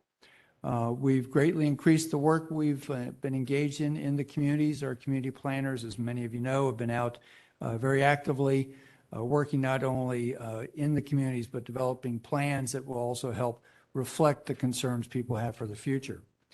We've started to gear up for the comprehensive zoning map process, which those of you who've been involved with that recognize that it's a very tedious and often very long-term process that we're going to work very hard to make sure everything goes well. We've initiated a community planning institute that will better engage the community in planning and make sure that we have better partners on the ground who understand the work that you do and that we do as well. And we've undertaken some massive efforts in Randallstown, in Social Security Mall area, and also in Essex and now in Middle River as well. And lastly, I just want to highlight that those who are engaged in reviewing plans and looking at permits on a regular basis really recognize that we need to have a view of the future, not just looking at the regulations as they exist today, because it is the future that we're all looking towards. So I am humbled to be here and appreciate the confidence the executive has shown in me, and I look forward to hopefully being reappointed. Thank you very, very much. I would thank you so much for your leadership in the planning department. You've done a fantastic job. You've been very responsive to everything that I've ever asked and the county executive has ever asked, from what I can tell. And you're a constant public servant who've dedicated the majority of your life to public service. And for that, I'm very grateful and appreciate all your service to the citizens. Any additional questions or comments? Mr. Chairman? Yes. Yeah, I would like to first congratulate you on your service to your community. And it was a pleasure serving with you in the state legislature. You were there, what, 14 years, something like that? Or It's 13 years. 13 years. I was close. And appreciate your job as director of planning. And, you have an open mind, and I know that you're very concerned about working with people, working with communities to improve those communities. So thank you very much, and I certainly plan to support you. Thank you, Councilman. Thank you. Any additional questions, comments? Mr. Chair, if Yes. I may, I'm going to be brief because I know that we're about to vote on the reappointment of the Director of Planning, which means that Councilman Patoka will go on for about 45 minutes. So I just wanted to thank Mr. Lafferty for his efforts in setting up the Essex Initiative, the County Executives Initiative that I know you've played a big part in. I'm looking forward to the plans and the results of that effort, and ready to support whatever the plan comes out to be. It's about time, and I appreciate that you and your department and the administration as a whole is paying attention to the area that's frankly been neglected over a number of years. So that's a good thing. And then I also have to thank you for, I kind of wish that David Likens was going before you tonight, because he very deftly put an issue away from his department and put it into your department and made it your issue. And from what I've heard, you've made it happen. And I think you know what I'm talking about. and it was a lot of work, both, and I'm giving David a hard time because he deserves it. But we've finally, it's not before the council yet, so I'm not going to give too much away, but it's going to come before the council as far as my understanding. You and your staff made that happen after years and years of effort. So I really appreciate what you've done for our district and for your service throughout your career. So congratulations and thank you, and keep it on coming down to the east side. Thank you. Any additional questions, comments? Chair, Yes. Steve, as your, as the Towson council person, I'd just like to thank you for your service. And Steve was our delegate for 13 years here in Towson, and also an alumni of the Greater Towson Council of Community Associations. So we come out of same breed, and I'm glad to be up here to be able to approve your reappointment when the vote comes. Thank you, Councilman. Yes, Councilman Patoka. Thank you, Mr. Chair. Councilman Crandall, did I ever mention to you what a great and rewarding profession planning can be? Only about 178 times. Well, it is a great and rewarding profession. And Steve, thank you for the job that you do. Tell the planners they're doing a great job. I remember, I think when I first met you, you were just coming off the planning board and going into the Office of Community Conservation, I think. And so you've gone full circle to be planning director, and look forward to voting in the affirmative for your reappointment. Thank you, Councilman. Okay. Thank you. Thank you, Director Lafferty. I've appreciated our interactions when you were delegate from Towson and I was the councilman for Towson. And I want to thank you for your engagement in the Middle River Design Guidelines and the other issues we're working on. Thank you. Thank you. Councilman Young? Mr. Lafferty, I just wanted to say this will be the second time I'm voting for you to do a job. As the chair of the Baltimore County delegation, I was happy to support you back in 2015, and happy to be here at the dais supporting you for the continuation of your work on the for the planning board. Thank you. Thank you, Councilman. Appreciate it. Okay, I move I make a motion to reappoint. Second. Been moved and seconded. Mr. Secretary, please call the roll. Mr. Jones, Aye. Mr. Crandall, Aye. Mr. Young, Aye. Mr. Patoka, Aye. Mr. Ertel, Aye. Mr. Catch, Aye. Mr. Marks. Aye. Ayes have it. Congratulations, Director you. Lafferty. Thank you.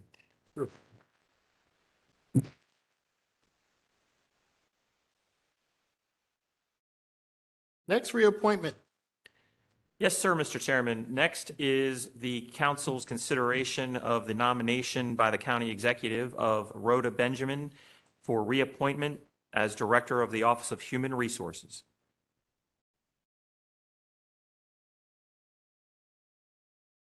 Director Benjamin, how are you? I'm great. Good. Good evening. Good evening. Good evening, Council Chair and council members. First, I want to thank you for your time this evening, and thank you to the administration for their reappointment.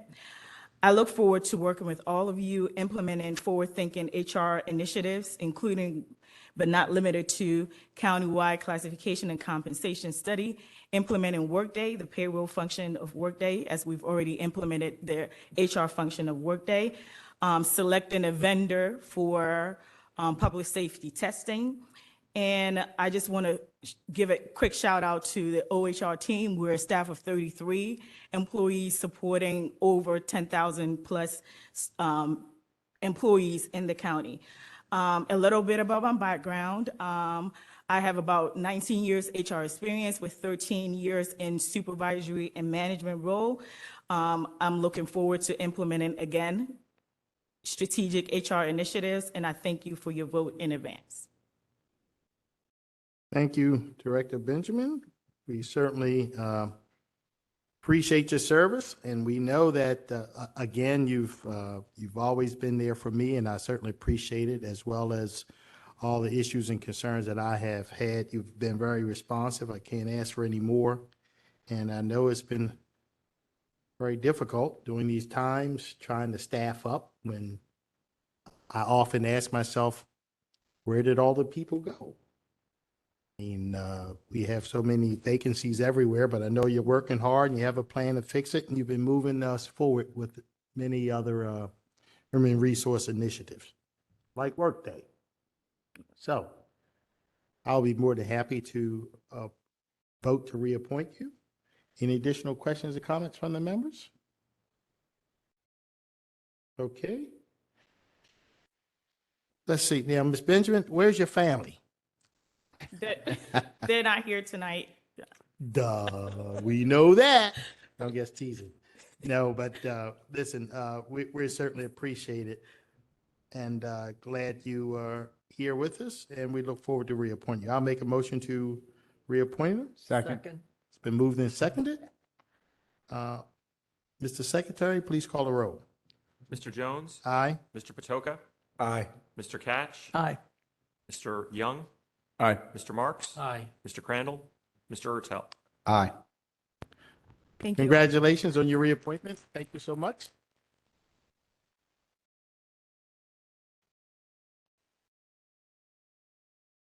Mr. Secretary, next reappointment, please. Next, Mr. Chairman, is the council's consideration of the county executive's nomination of David Likens to be reappointed as Director of the Department of Environmental Protection and Sustainability. Director Likens, how are you, sir? Good evening, Chairman Jones. Good evening, members of the council. I did bring my wife Kelly with me this evening, mostly because when I go home at the end of the night and I tell her what happened, she never believes me. So, well, you get extra credit.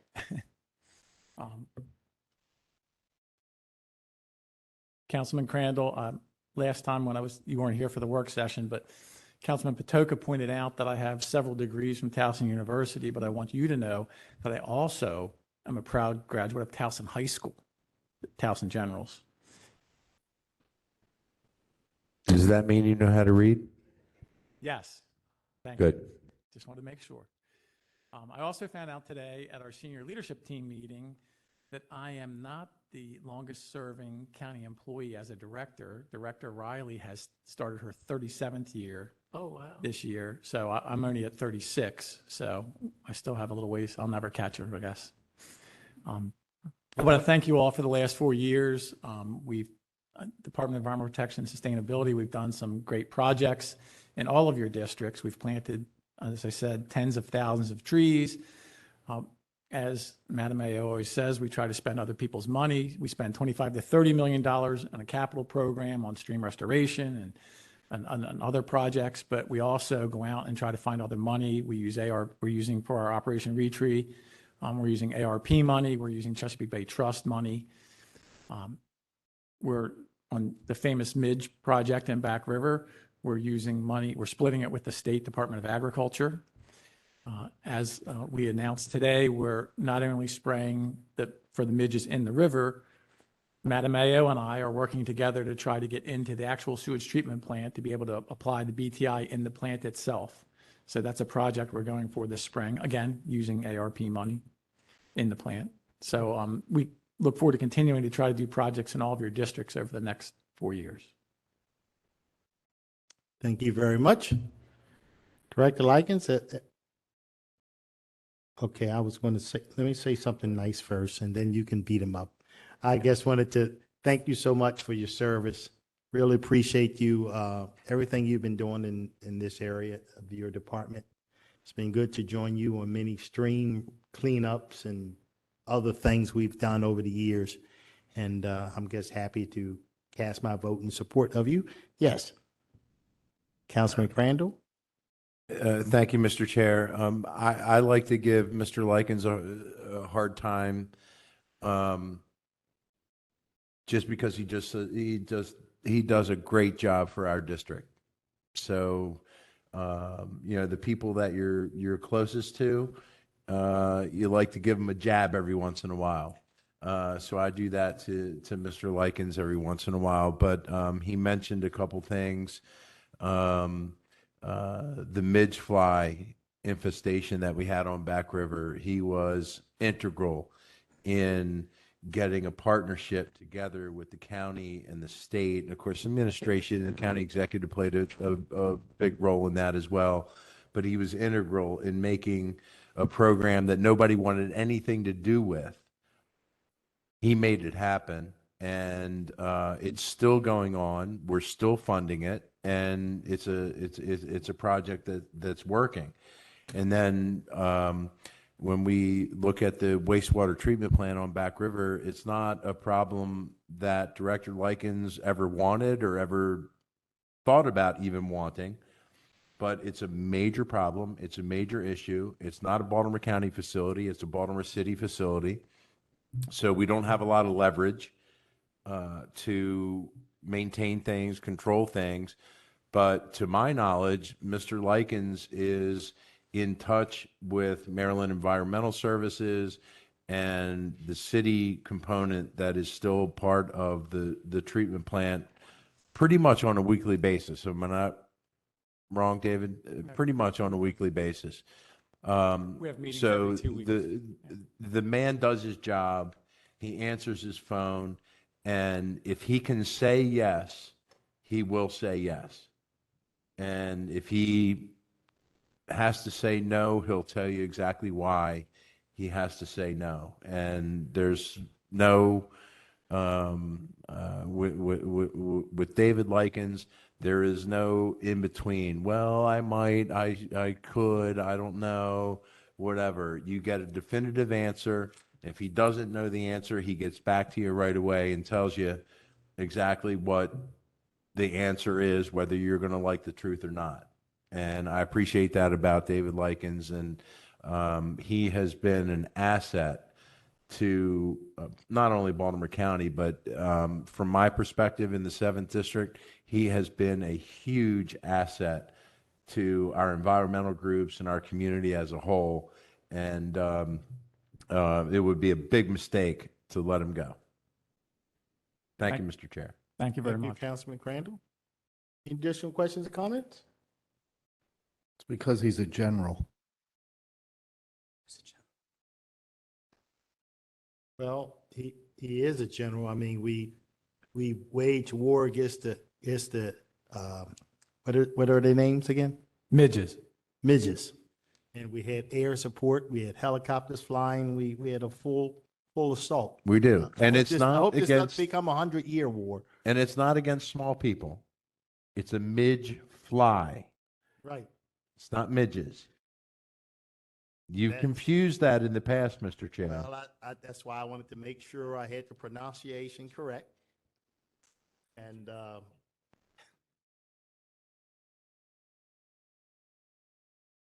Councilman Marks. The east side is booming, right? People are moving into places like Bowley's Quarters and Oliver Beach and the waterfront communities because it's such a gorgeous part of our county. And we have these thriving restaurants that have ambitious plans.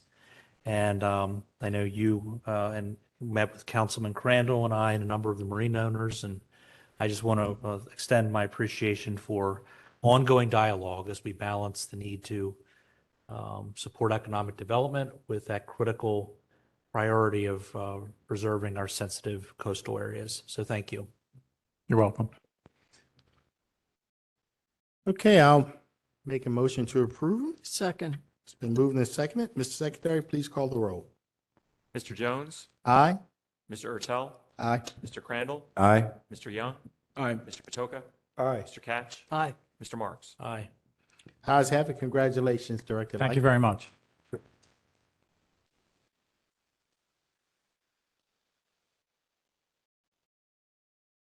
And I can't wait to hear the conversation between you and your wife.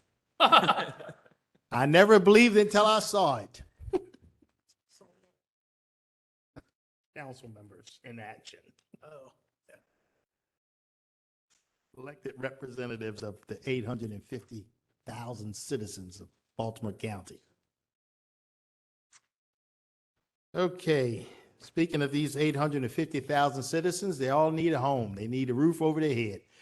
Director Terry Hickey? Yes, sir, Mr. Chairman. Next is the council's consideration of the nomination by the county executive of Terry Hickey for reappointment to Director, Department of Housing and Community Development. Good evening, Mr. Chair, members of the council. Good I evening. feel like I need to get ahead of this issue if you would. I was having a robust conversation with my wife and son about whether he should skip his basketball game this evening to come to the appointment. And my 12-year-old reminded me that I was appointed for the first time a year ago because it's a new agency. I was at my kitchen bar on the screen being appointed by the council. And Councilman Patoka did an aside with my son and said, I want to talk to Rowan directly. And said, I want to thank you for your father's service. He's going to be very busy and you may not see him that much in the next year. He was a bit traumatized by that conversation and chose to go play basketball tonight, but they're with me in spirit. That's good. Do you have any paid friends with you or? I think folks stayed beyond. They could have left. These are my original colleagues at HH. We're a very collaborative group, so they are going to be my friends for the rest of my time here. I feel Council. better. And hopefully for longer if may be. We're a Dave family. Okay. Dave. Let the record reflect the other 50 people left. But go ahead. Go ahead. I didn't say it was a perfect situation, Mr. Chairman. I just said it was going to work for tonight. But in all seriousness, I was at a breakfast this morning speaking to a group of Towson area pastors. And it was actually about ways to work together to address homelessness issues in the Towson area. And we were there to talk about partnership and creativity and bold collaboration. And one of the pastors asked me to recount what was this DHCD all about? And I had in my notes something I said when I spoke at the work session, but when I said it there, it caused me to reflect. What DHCD is all about and what my amazing team works so hard on constituent services and policy change and relationship building and resource gathering are four things that sound so simple on paper but have such meaning and why this position is so important to me. Keep people in their homes. Address and wherever possible, prevent homelessness. Increase access to housing for all county residents and invest in our communities and build the capacity of our nonprofit partners. These were not always things that had the resources and the wherewithal to do what we need to do now. We take this incredibly seriously. I know we've developed relationships between the council and our staff. This is so human and constituent based at its core. We were faced with an understanding one day in a meeting with the pandemic upon us that there was no organized rental assistance program in the county, certainly nothing directed by us. Within weeks, we had a program set up that has dispensed $115 million to keep over 8,000 families in their homes. We are on a track to come back to this council in hopefully the near future to speak of functionally ending veteran homelessness in this county. We are on track, I think, to change the conversation about housing to one that we can all get behind. Those are things we take seriously. I am so thankful for the trust the county executive has given me to appoint me to be the first director of this agency, for the AO and others and my colleagues for the faith they've had in me to do this work, and for all of you and the relationships we're building. So thank you. And again, I hope that you decide to reappoint me to this position. Well, thank you, Director Hickey. First of all, we're going to accept your excuse for your family not being here. Just want to let you know, we certainly understand how difficult it is to balance the needs of the community.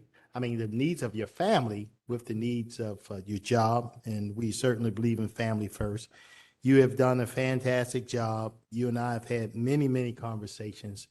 Again, you've been very responsive to me, and every time somebody called me, I send it your way. You've always taken care of it one way or the other, And I think you live, eat, sleep, breathe housing. And that is good for Baltimore County. It's good for the citizens of Baltimore County, especially our most vulnerable who need the help. And you've been there to provide the help for them. So I'm going to be more than happy to reappoint you this evening. Any additional questions or comments from the members? Mr. Chairman, Yes, sir. Mr. Hickey, can you give me the projections as far as population growth in the next 5 or 10 years in Baltimore County? I can have that to you tomorrow. Good, good. Okay. How are things in Anne Arundel County? Very good, sir. Thank you. That's good. Where I sleep. Well, I'm going to give you the number now. Of what?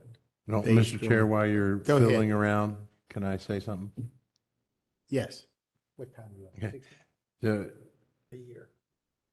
Mr. Hickey, I hope I say this the right way. You have a voice for radio. I'm not saying you have a face for radio. I was wondering, yes. No, you have a voice for radio. That's quite a voice. But like the chairman, you and I have had discussions, casual and formal. And I don't know if I've ever met somebody more knowledgeable about the issue of housing and how we do things. And you and I might disagree on policy and certain things. And we've had those discussions where we're not on the same page. But it's always professional, always learn something from you. And I'll just repeat what I said about David Likens. I mean, I think you're an asset to Baltimore County, and I think that you can help us figure out some of these difficult roads ahead. So I appreciate you being here, appreciate your service, looking forward to voting for you. Thank you very much. Any additional questions or comment? Yes. Thank you, Mr. Chair. And I want to thank you, Mr. Hickey, for the passion that you bring to the job. I mean, it's not only the knowledge, I think Councilman Crandall is absolutely right, but you have outstanding level of passion for the job. And when you bring that as a skill, as part of the other parts of your skill set, it really makes for someone that is a tremendous asset for Baltimore County. How old is Rowan now? 12. 12, okay. So you know I coach 15, 17-year-old basketball. So in a couple of years, ask Rowan to come and see me. Sounds good. Now, Thank you can't blame Rowan for going to his game. You make a commitment to your team. He did make a great choice. You gotta go to the game, right? That's true. So. Thank you, Mr. Hickey.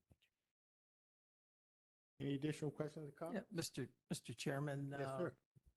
The chairman said that the projection is over the next year, 5,000 people, and he said it was 50,000 between the last census and the current one. So That's right. we're growing, Very much. absolutely. So I'm going to move that we reappoint. Second. It's been moved and seconded. Mr. Secretary, please call the roll. Mr. Jones? Aye. Mr. Crandall? Aye. Mr. Young? Aye. Mr. Patoka? Aye. Mr. Cash? Aye. Mr. Marks? Aye. Mr. Ertel? Aye. The ayes have it. Congratulations, sir. Thank you.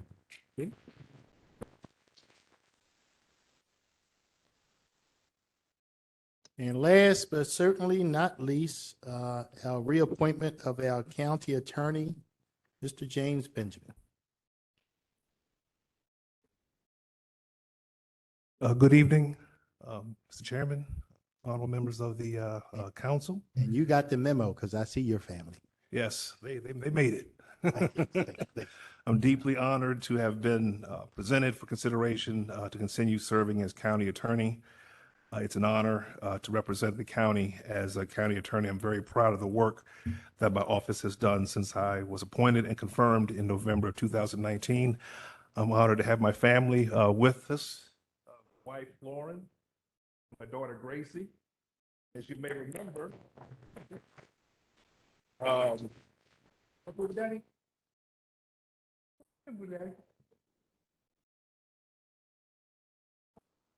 Man, I hope she comes to you. Oh, she's gotten big.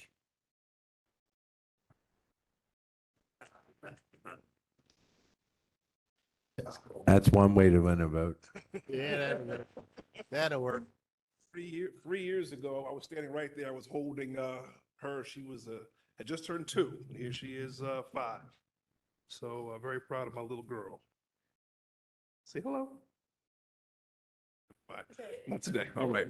So anyway, I'm very excited about the opportunity to continue serving in this role, working with my colleagues who comprise the Office of Law, advising the administration, you all, the council, departments and offices of the county.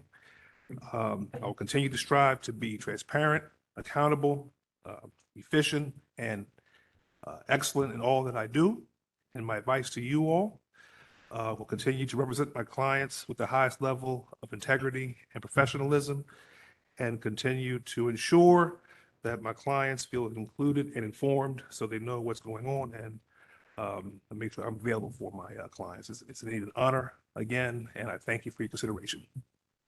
Thank you so much, Mr. Benjamin. And I have to tell you that it's always been a part of the county code that you were our attorney as well.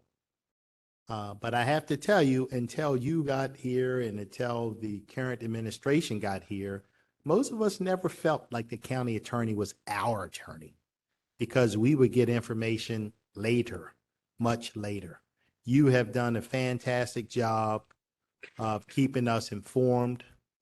You have done a fantastic job of giving us, quite frankly, sometimes forks in the road. Which way should we go? And it's been, you've been there with us, guiding us and leading us and representing the county and this council through some very difficult times in recent years.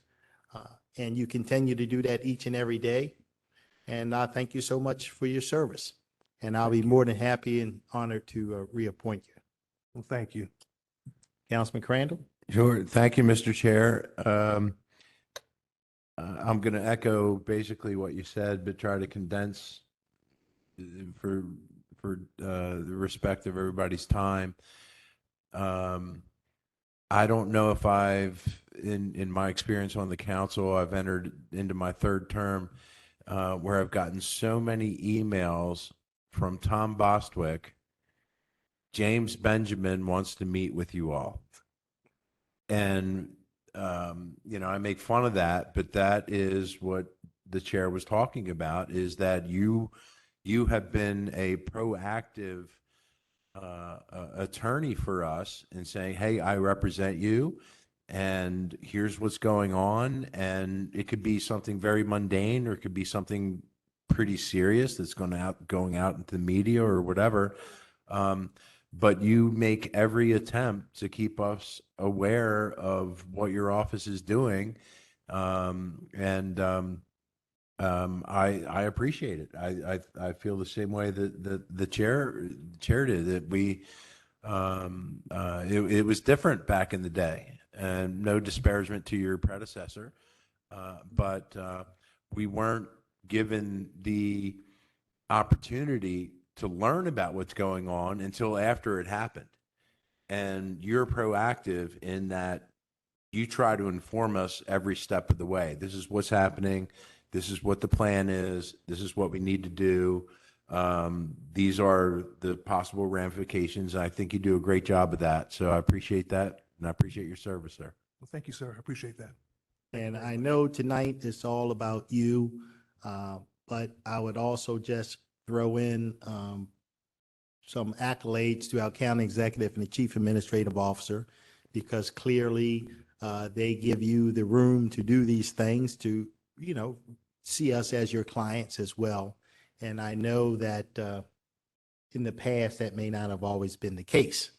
And some of our other county executives who felt like the decision was theirs to make, and they made it, and we sort of caught it in the newspaper in some cases. So I appreciate the people over you, Ms. Rogers, as well as the county executive, for giving you the room to recognize that we're your clients as well. Thank you. Yes.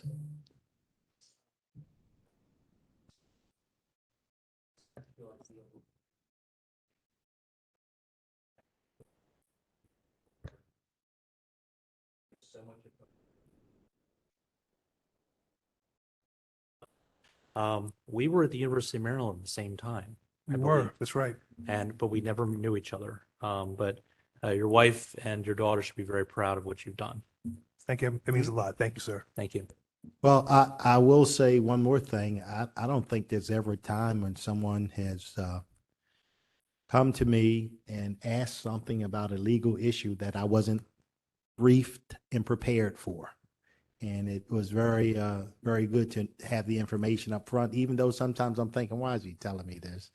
But it turned out to, serve me very well. Any additional questions or comments?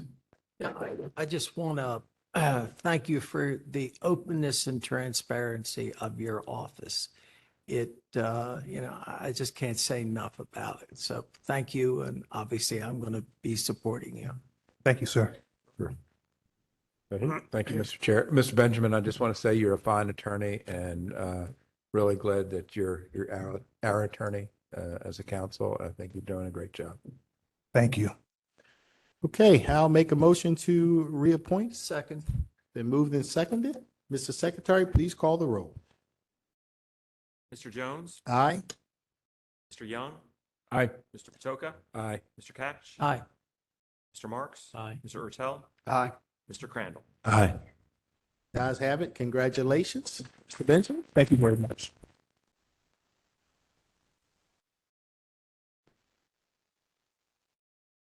Well, let's see here. On that note, I would once again congratulate the county executive for assembling such a fine team. Ms. Rogers, underneath your leadership as well. And I think this team has served us well in Baltimore County, and I look forward to all the things they're going to do in the future. And are there any, Councilor Marks, do you have something you want to say? Yeah. Look, you got time? Or you going to do this first? Okay. Okay, is there any further business coming for the council? There is no further business, Mr. Chairman. Is there a motion to adjourn? So moved. Second. All in favor? Aye. Ayes have it. Meeting is adjourned. As is customary, anyone who has registered to speak online prior to the meeting is allowed 3 minutes to speak. Mr. Secretary, are there any speakers signed up this evening? We have two speakers signed up, Mr. Chairman. They are not, I don't believe they are on the WebEx that we have running simultaneously. So the question is, are they in the audience?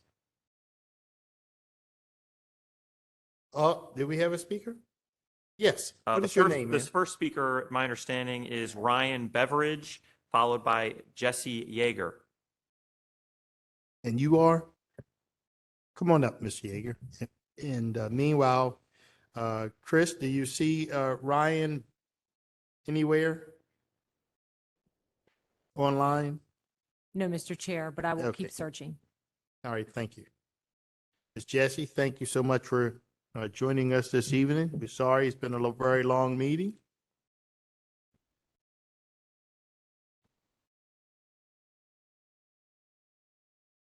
Sorry. Hi, my name is Jessie Yeager. I'm a parent of students at Hampton Elementary. I also have the privilege of working as a paraeducator at Hampton. 3 years ago, I sat before both the County Council and the Board of Education testifying that our schools were critically overcrowded. More and more developments were being built, and there was a boundary change to alleviate overcrowding at Pleasant Plains Elementary. However, the only school to have any part in this boundary change was Hampton. We pleaded that the boundary study include more schools, not only due to our already growing numbers, but because over 600 new dwelling units were all coming online for Hampton's existing catchment. We claimed that all building development projections were wrong due to underprojecting student enrollment, but also due to the ability for a development to occur if a school was under 115% capacity.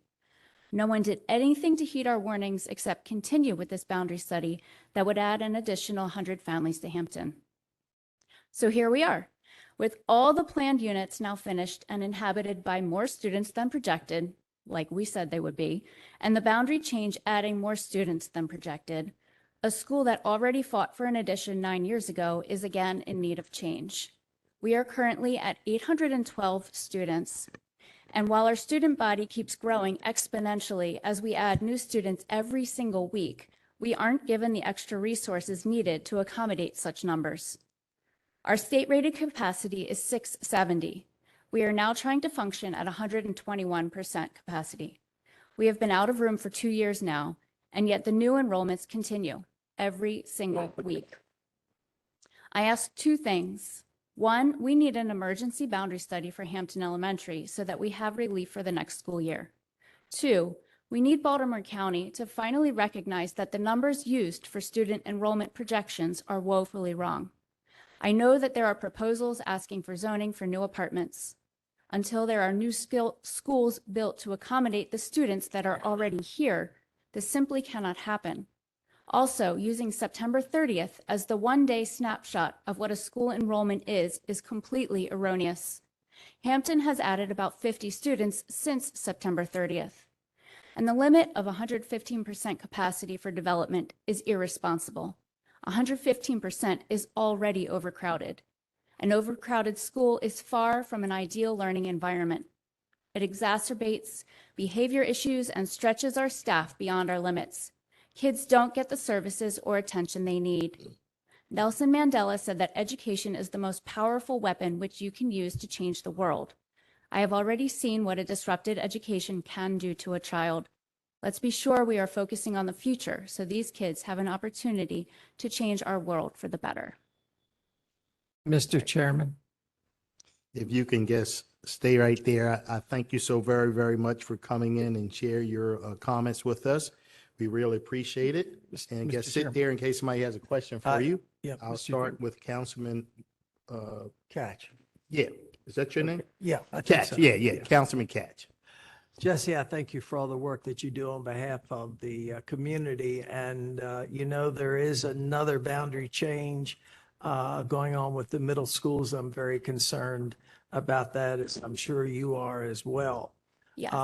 I worked with you all during this Hampton situation, redistricting situation. I provided an alternate plan and, I never heard from the school system ever that they got it or anything. But one thing I noticed as I was looking at the projections, and David, how many Avalon Apartments, how many units were built there? Do you remember? At least 300. 300, okay.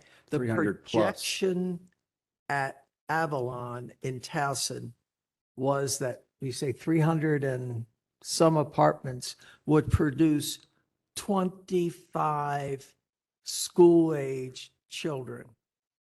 This is absolutely ridiculous. But, we have problems. The school system has problems in regard to projecting how many students are going to be produced by new development. And I don't know if it's a situation where Baltimore County needs to take a second look at that. Obviously, the Board of Education needs to take a second look at that because, as I understand, so Hampton has 100 more students than they were projected to have after the redistricting. We were Is it- projected to be at 730 this year, And you're what now, 812. 812. So you're pretty close to 100 higher than was projected. Mhm. And, that really is unacceptable.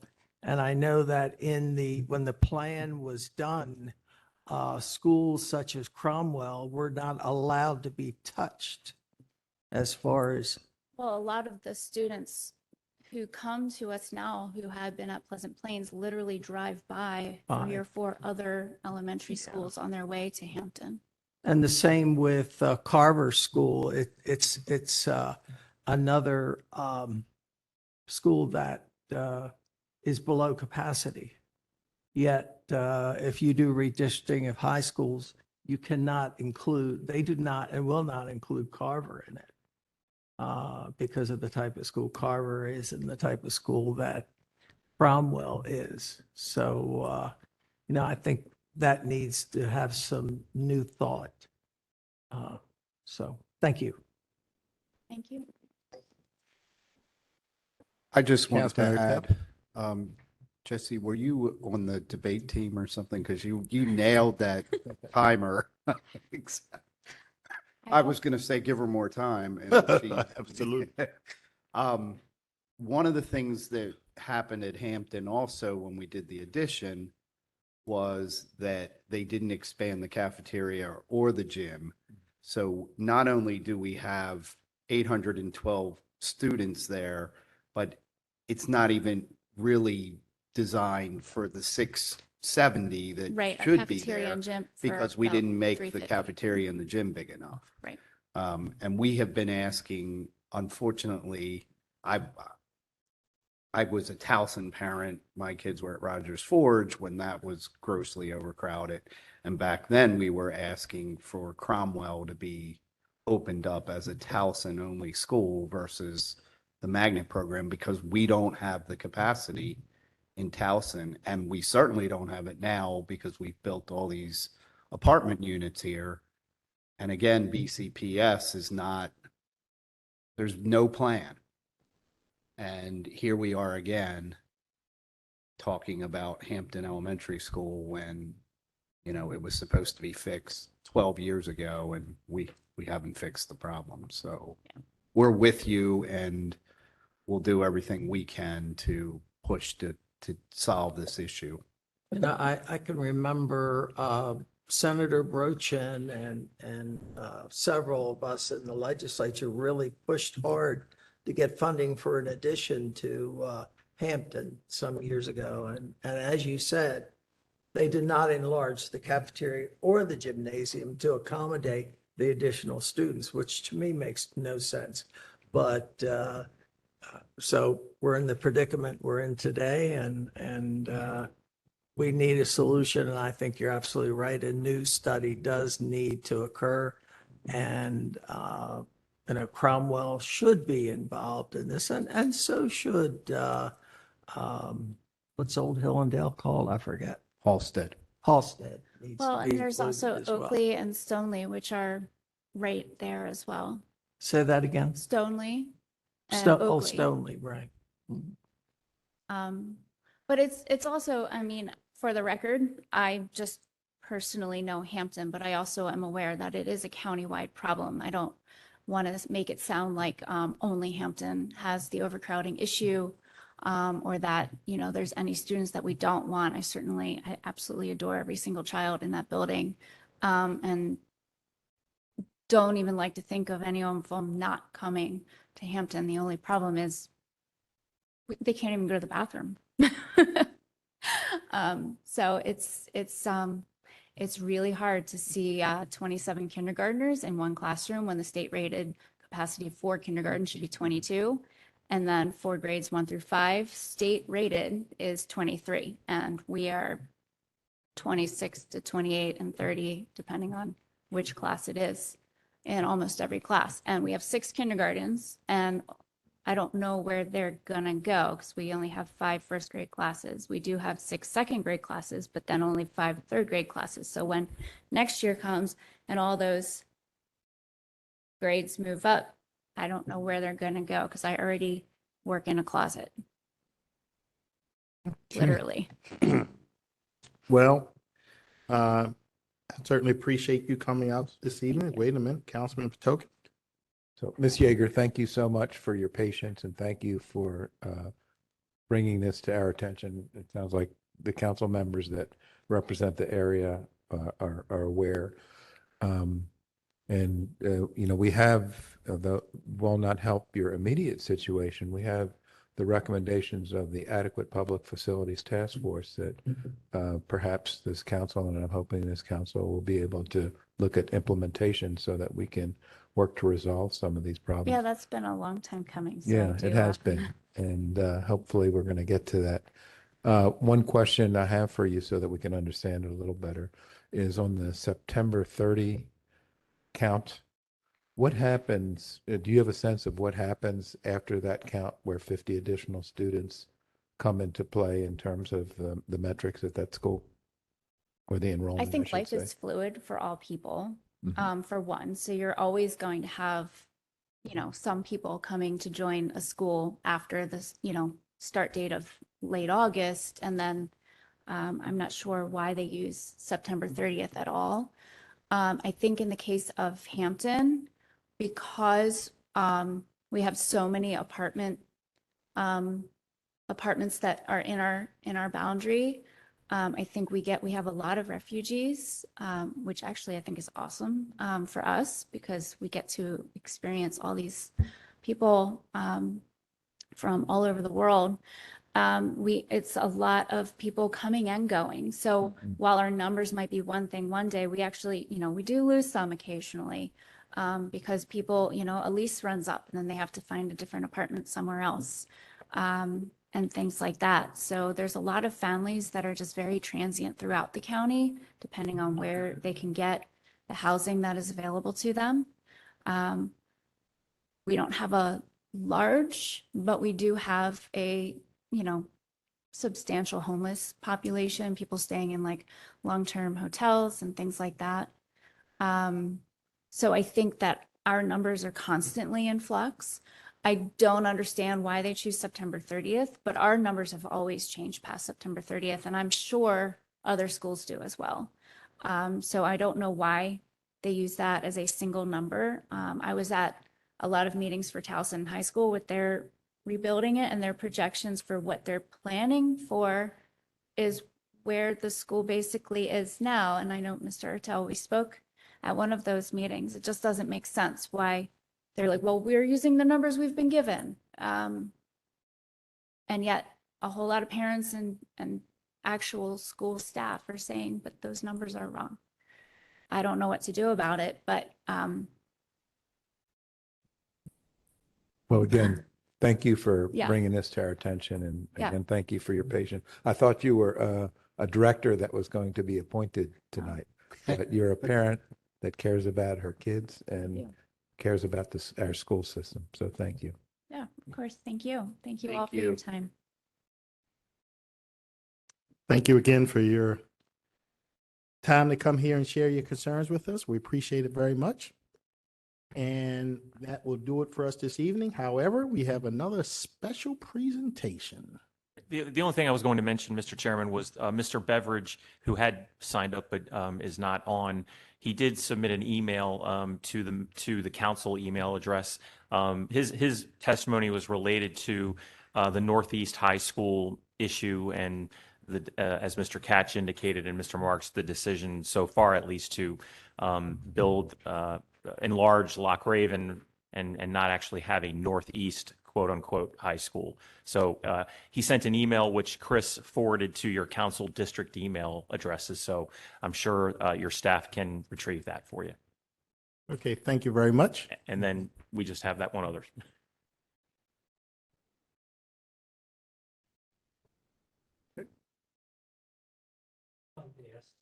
Mike. I'd like to ask Ken Miller to come forward. Ken is the head of the Baltimore Area Council for the Boy Scouts of America. I'm on that council. I'm also an Eagle Scout and father of an Eagle Scout, and it's an honor to have Ken here today for a special presentation. Ken?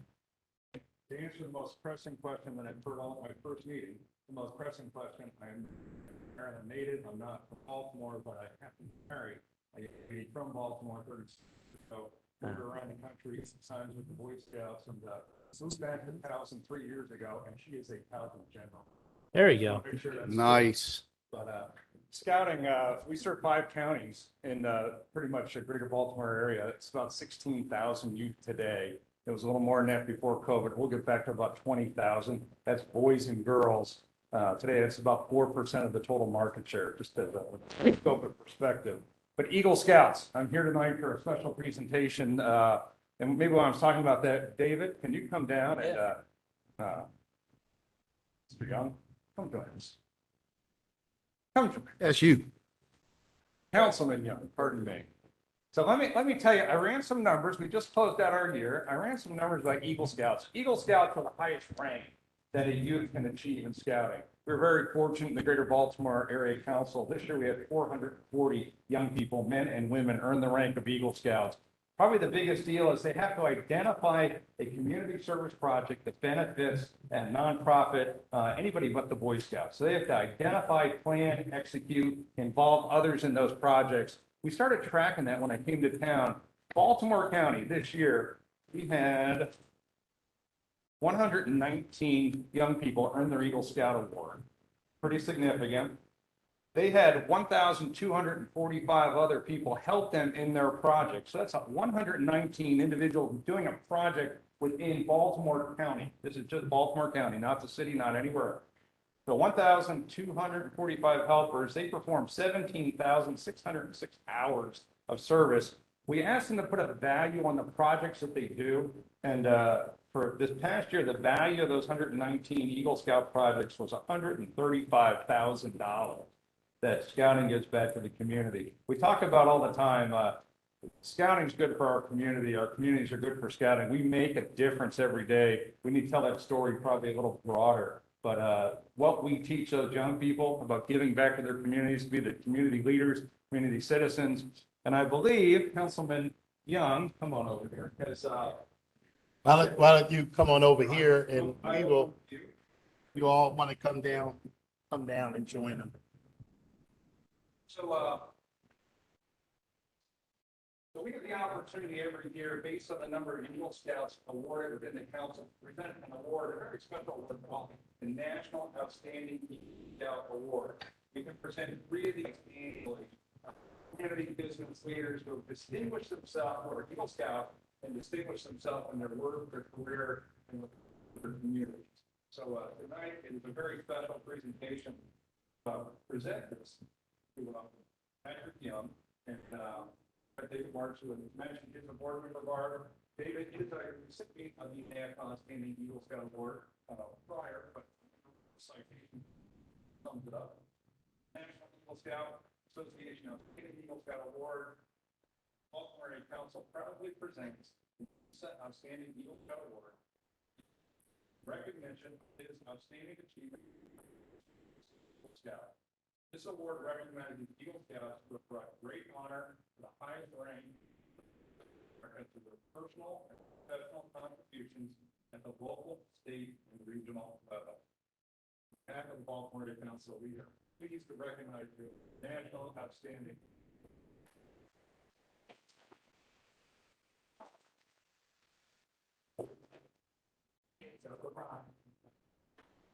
Yeah, it's a surprise.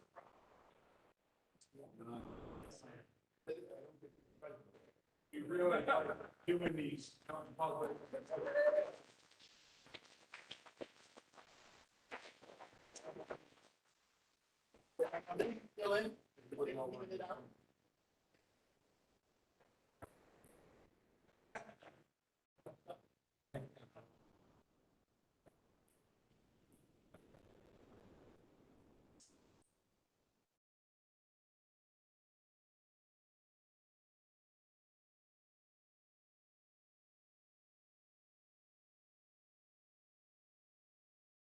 Gracie.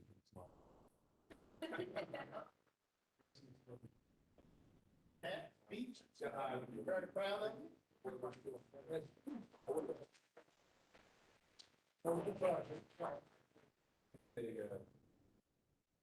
That there was a way to get to Market Mall, but they were they were probably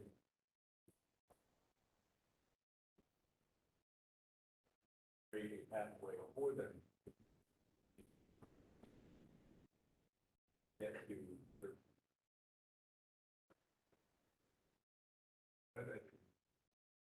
I'm a little lot more than I don't expect to get the product around.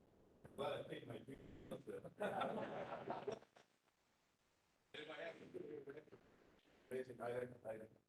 I knew you were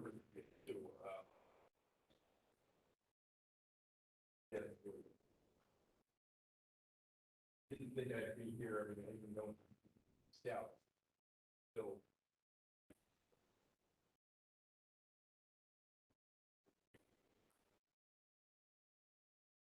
really doesn't embody the part of living a active, big citizenship in. Don't necessarily recommend people more than not. Well. But gathering people. Thanks, and keep the secret, I know I didn't, something usually makes that to a point. Hearing from this, thanks so much.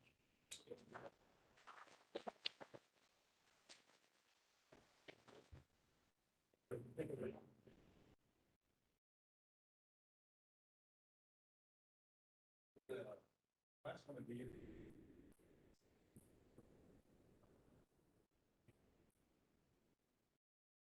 Yeah, I know. That feels in comparison to us. Did you get any swag? You're not gonna get any swag from us. For our swag. But you know, for my staff, you didn't put it in my face. I knew you had it. But if you have any break, break. One.